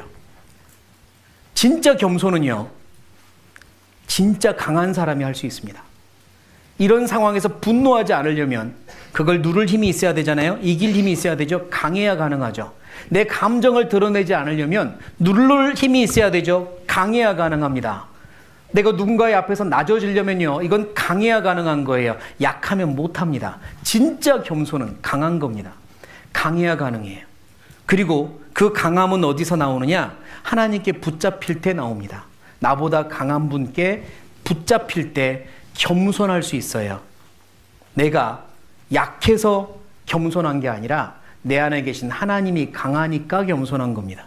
나는 하나님 앞에서 약한 존재일 뿐이라는 걸 인정하는 거예요. 그때 겸손할 수 있습니다. 겸손해야 신앙이 지치지 않고요. 겸손해야 어떤 상황에서도 내가 이겨낼 수 있어요. 온유와 겸손은 그리스도인의 덕목이고 세상에서 모든 사람들과의 관계를 훌륭하게 해나갈 수 있는 큰 비결입니다. 바울은 온유하고 겸손했어요. 특히 형제 자매들에게 더더욱 그랬습니다. 자, 이제 세 번째, 현 시대를 살아가는 그리스도인 이렇게 봅시다. 몇 가지 팁을 드리려고 하는데요. 이제 시간이 많지 않아서 짧게 이야기하겠습니다. 1번 같이 읽겠습니다. 시작. 내 마음이 하늘을 향하면 다른 것들은 저절로 떨어진다. 독수리 아시죠? 독수리, 하늘의 제왕. 독수리가 무서워하는 새가 있어요. 혹시 아십니까? 실제예요. 넌센스 아니에요. 독수리를 공격하는 새가 있는데 까마귀입니다. 까마귀가 독수리를 공격을 해요. 특히 먹을 거 놓고 다툴 때는요, 까마귀가 독수리를 공격을 하는데 목덜미 뒤로 날아와서 쪼아버리면 독수리가 속수무책입니다. 당해요. 날아다닐 때도요, 까마귀 떼가 달려와서 뒤에서 쪼으면 독수리가 속수무책 도망을 갑니다. 독수리가 무서워하는 게 까마귀예요. 자기를 쫓아다니는 까마귀를 독수리가 떼어내는 방법은, 가장 좋은 방법은 하나밖에 없습니다. 하늘 높이 창공을 향해 솟아 올라가야 돼요. 그 산소가 부족한 곳에서도 독수리는 마음껏 활강이 가능한데요. 까마귀는 못해요. 올라가다가 산소 부족하니까 떨어져 나갑니다. 저절로 떨어져 나가요. 우리는 독수리처럼 올라가야 됩니다. 내 마음이 하늘을 향해야 돼요. 주변에서 아무리 나를 시끄럽게 해도, 아무리 나를 공격해도, 내 마음을 복잡하게 만들어도 마음이 하늘을 향해 올라가면 다 떨어져 나갑니다. 별거 아니에요. 그러나 마음이 땅을 향해 있으면 그 모든 게 나를 괴롭히는 원인이 됩니다. 내 주변에 나를 힘들게 하는 관계들, 인간관계 마찬가지입니다. 마음이 하늘을 향해 있어야 돼요. 그러면 이겨낼 수 있습니다. 아까 제가 손 사진 보여드렸죠? 그게 어디서 찍은 사진이냐면 해외 선교 갔다 와서 공항에서 찍은 사진이에요. 왜 그런 사진을 찍었냐면 참 놀라운 게 해외 선교 가면요, 마음이 쫙 하나가 됩니다. 갈 때부터 마음에 각오를 하거든요. 주로 방글라데시를 저는 가는데 힘든 거 알아요. 각오하고 갑니다. 힘들고 배고프고 땀나고 지치고 이런 상황이 있고 저런 상황이 있고 다 알고 가요. 그런데 마음이 오직 하늘을 향해 가잖아요. 모든 게 용납이 돼요. 힘든 게 하나도 없습니다.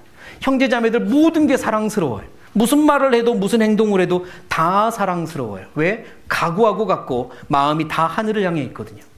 그곳이 천국인 거죠. 그래서 그 기념으로 어벤져스 사진을 찍은 거예요.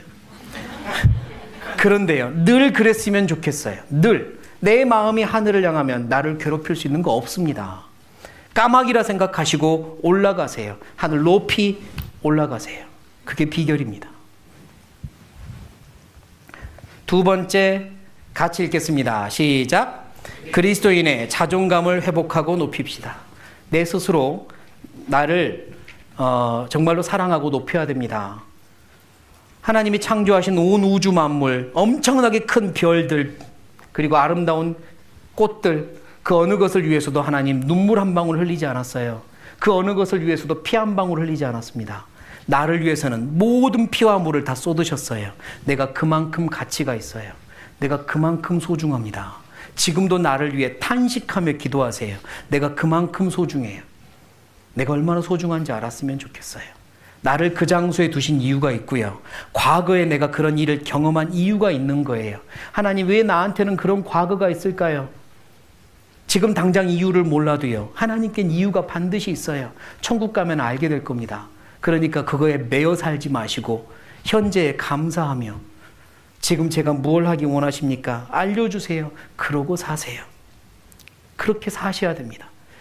자기를 사랑하세요. 그리고 자기가 자기에게 친구가 되어주세요. 특별히 마음이 예민한 분들 있죠. 몸 감각이 예민한 분들은 진동을 굉장히 잘 느껴요. 지금 저쪽에 지나가는 트럭 지나가는 거 느끼는 분이 있을지도 없겠죠. 근데 아무튼 어떤 분이 만약에 있다고 해봐요. 그러면 그분은 절대로 놀이공원 같은 데 가면 큰일 나죠. 진동을 잘 느끼니까.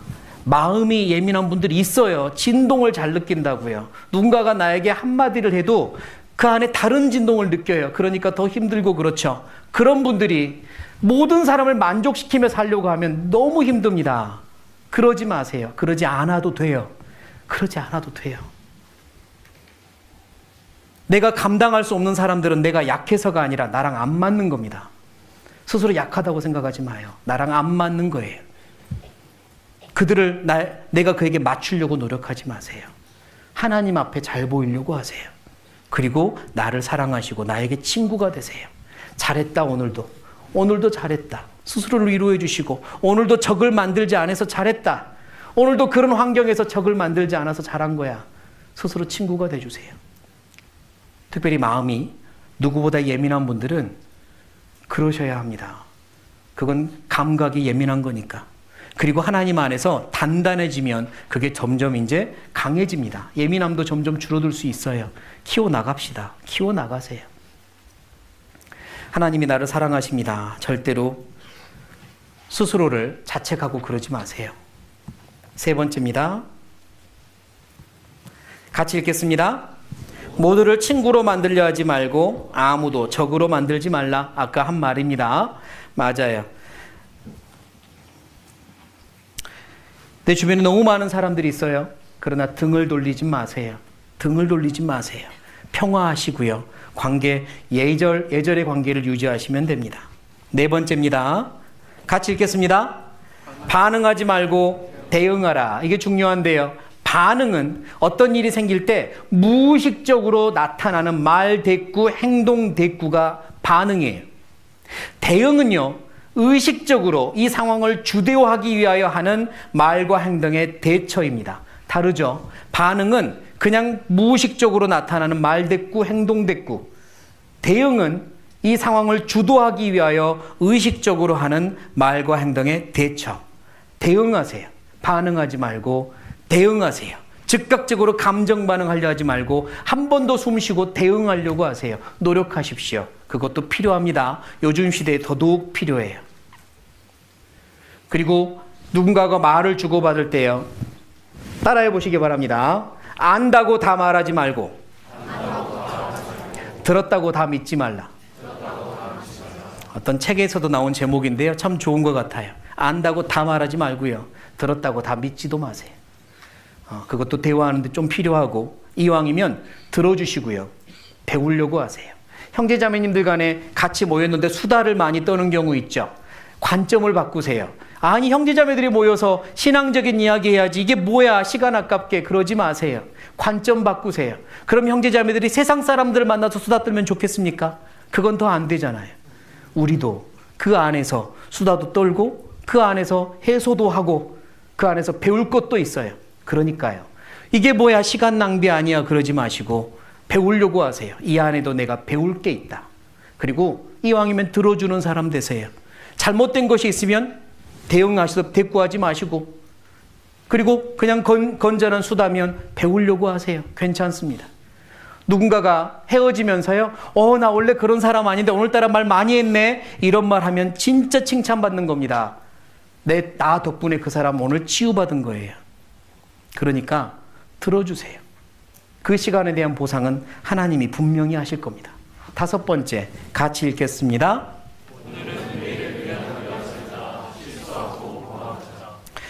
사람들은 인생은 리허설이 없다 그래요. 한 번 가면 지나가는 시간이고 기회니까. 그런데 잘 생각해 보니까 그리스도인은 그렇지 않아요.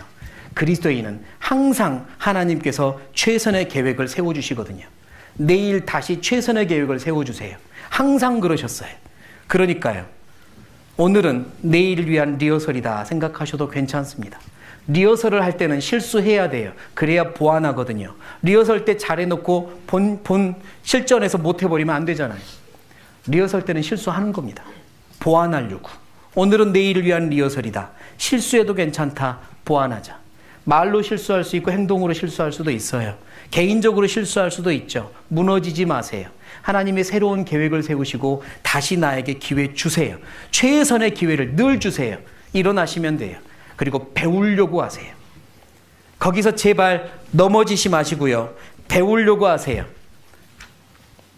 넘어지면 낭비고요. 배우려고 하면 준비입니다. 배우려고 하세요. 다음에는 어떻게 해야 되겠다. 그렇게 대응할 수 있는 여러 가지 무기를 계속 준비하는 겁니다. 물맷돌을 준비하는 거예요. 이런 상황에서는 내가 이렇게 말해야지. 이런 상황에서는 다음에 이렇게 말해야지. 그게 리허설을 통해서 준비하는 겁니다. 7번째, 6번째입니까? 6번째 같이 읽겠습니다. 모든 것이 드러나는 날, 전세는 역전된다. 모든 것이 드러나는 날, 반드시 역전됩니다. 그날이 반드시 옵니다. 그날은 모든 사람들이 자기 말과 행동에 대하여 올바른 평가를 받을 겁니다. 전도인도 그렇고요. 임원도 그렇고 애들도 그렇습니다. 모든 사람들이 말과 행동에 대하여 올바른 평가를 받게 될 겁니다. 그때가 옵니다. 그러니까 그때를 위하여 조금은 기다리세요. 괜찮습니다. 역전될 겁니다. 억울해도 힘들어도 역전될 거예요. 그날이 오니까 그날을 기다립시다. 소망이 없는 기다림은 고통이에요. 뼈를 깎는 고통이죠. 소망이 없으니까 그래요. 기다리기만 하니까. 소망이 있는 기다림은 기쁨을 저축하는 저금통입니다. 우리는 소망이 있어요. 그날이 있다는 거 알잖아요. 저축하세요. 그날 기뻐하시면 됩니다. 7번째. 같이 읽겠습니다. 전도는 장기전이고 단체전입니다. 혼자 하는 거 아니에요. 짧게 하는 거 아닙니다. 장기전이에요. 특별히 가족 전도는 더더욱 그렇죠. 정말 힘든 가족 전도. 어떻게 해야 될지 모르겠다. 제일 좋은 건 선을 행하는 겁니다. 선을 계속 쌓으세요. 선을 쌓으세요. 계속해서 착함과 의로움과 진실함이라는 선을 쌓아 나가세요. 진심으로 대하세요.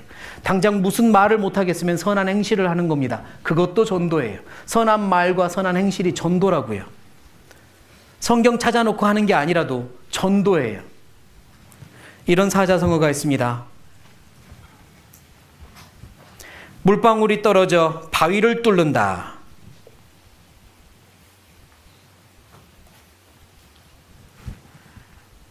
수적 석천이라고요. 물방울이 떨어져 바위를 뚫는다는 사자성어가 있어요. 처마빗 물방울이 계속 떨어지면 나중엔 바닥에 구멍이 나 있잖아요. 물방울의 힘이 그렇습니다. 계속해서 떨어지니까 그래요. 계속해서 선을 쌓으세요. 가족들에게. 장기전입니다. 그리고 단체전이에요. 혼자 하는 거 아니죠. 기도 부탁하시고요. 도와달라고 하시고 그러면서 하는 거예요. 나의 약함을 기도 부탁으로 내놓고 도와주세요. 그러면서 함께 가는 겁니다. 내 가족 전도를 위하여, 내 가족을 전도하기 위하여 다른 영혼들 부지런히 전도할 필요 있습니다. 그러면서 나에게 힘이 쌓이고 실력이 쌓이는 거예요. 다윗이 골리앗을 무찌르기 위하여 먼저 했던 일들은 곰과 싸우고 사자와 싸우는 거였어요. 그리고 나서 골리앗을 이길 수 있는 힘과 실력이 생긴 거죠. 내 가족을 전도하려면 주변에 있는 영혼들 기회가 있는 대로 부지런히 전도하세요. 가족도 전도하지 못하면서 다른 사람들에게 이렇게 내가 힘을 쓰는 게 옳은가? 옳아요. 옳은 겁니다. 그게 가족을 위한 거예요. 그러니까 하십시오. 전도는 따라 하십시다. 전도는 장기전이고 단체전이다. 네, 끝으로 말씀 한 구절만 읽고 마치겠습니다. 고린도전서 4장입니다.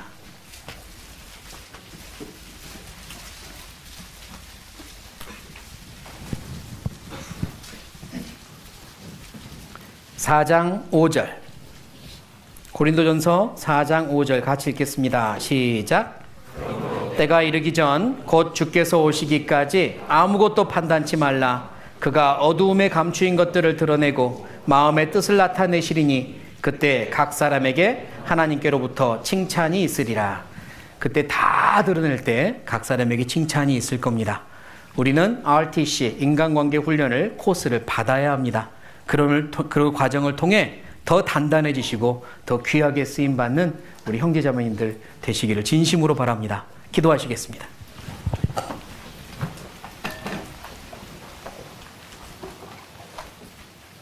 살아계신 하나님, 감사합니다. 저희를 구원해 주시고 지금까지 함께 해주셔서 감사합니다. 그리고 앞으로도 많은 계획을 세우고 이끌어 주실 걸 믿고 감사합니다. 청년 동계수련을 갖게 해주셔서 감사합니다. 이 기간 동안 하나님이 주시는 말씀으로 은혜로 마음을 씻어내고 또 채우며 변화되고 성장하게 도와주십시오. 새로운 결단을 하고 내려가게 도와주십시오. 주님을 위하여 힘있게 살아가는, 헌신하는 주님의 일꾼들 될 수 있도록 우리의 삶을 지켜주십시오. 세상을 살면서 어려운 일을 만나도, 어려운 사람들을 만나도, 어떤 일을 만나도 주님의 손에 맡기고 주님의 뜻 가운데 형통하며 성장하는 신앙의 삶을 살도록 도와주십시오. 함께해 주신 주님께 감사드리며 예수님의 이름으로 기도드립니다. 아멘.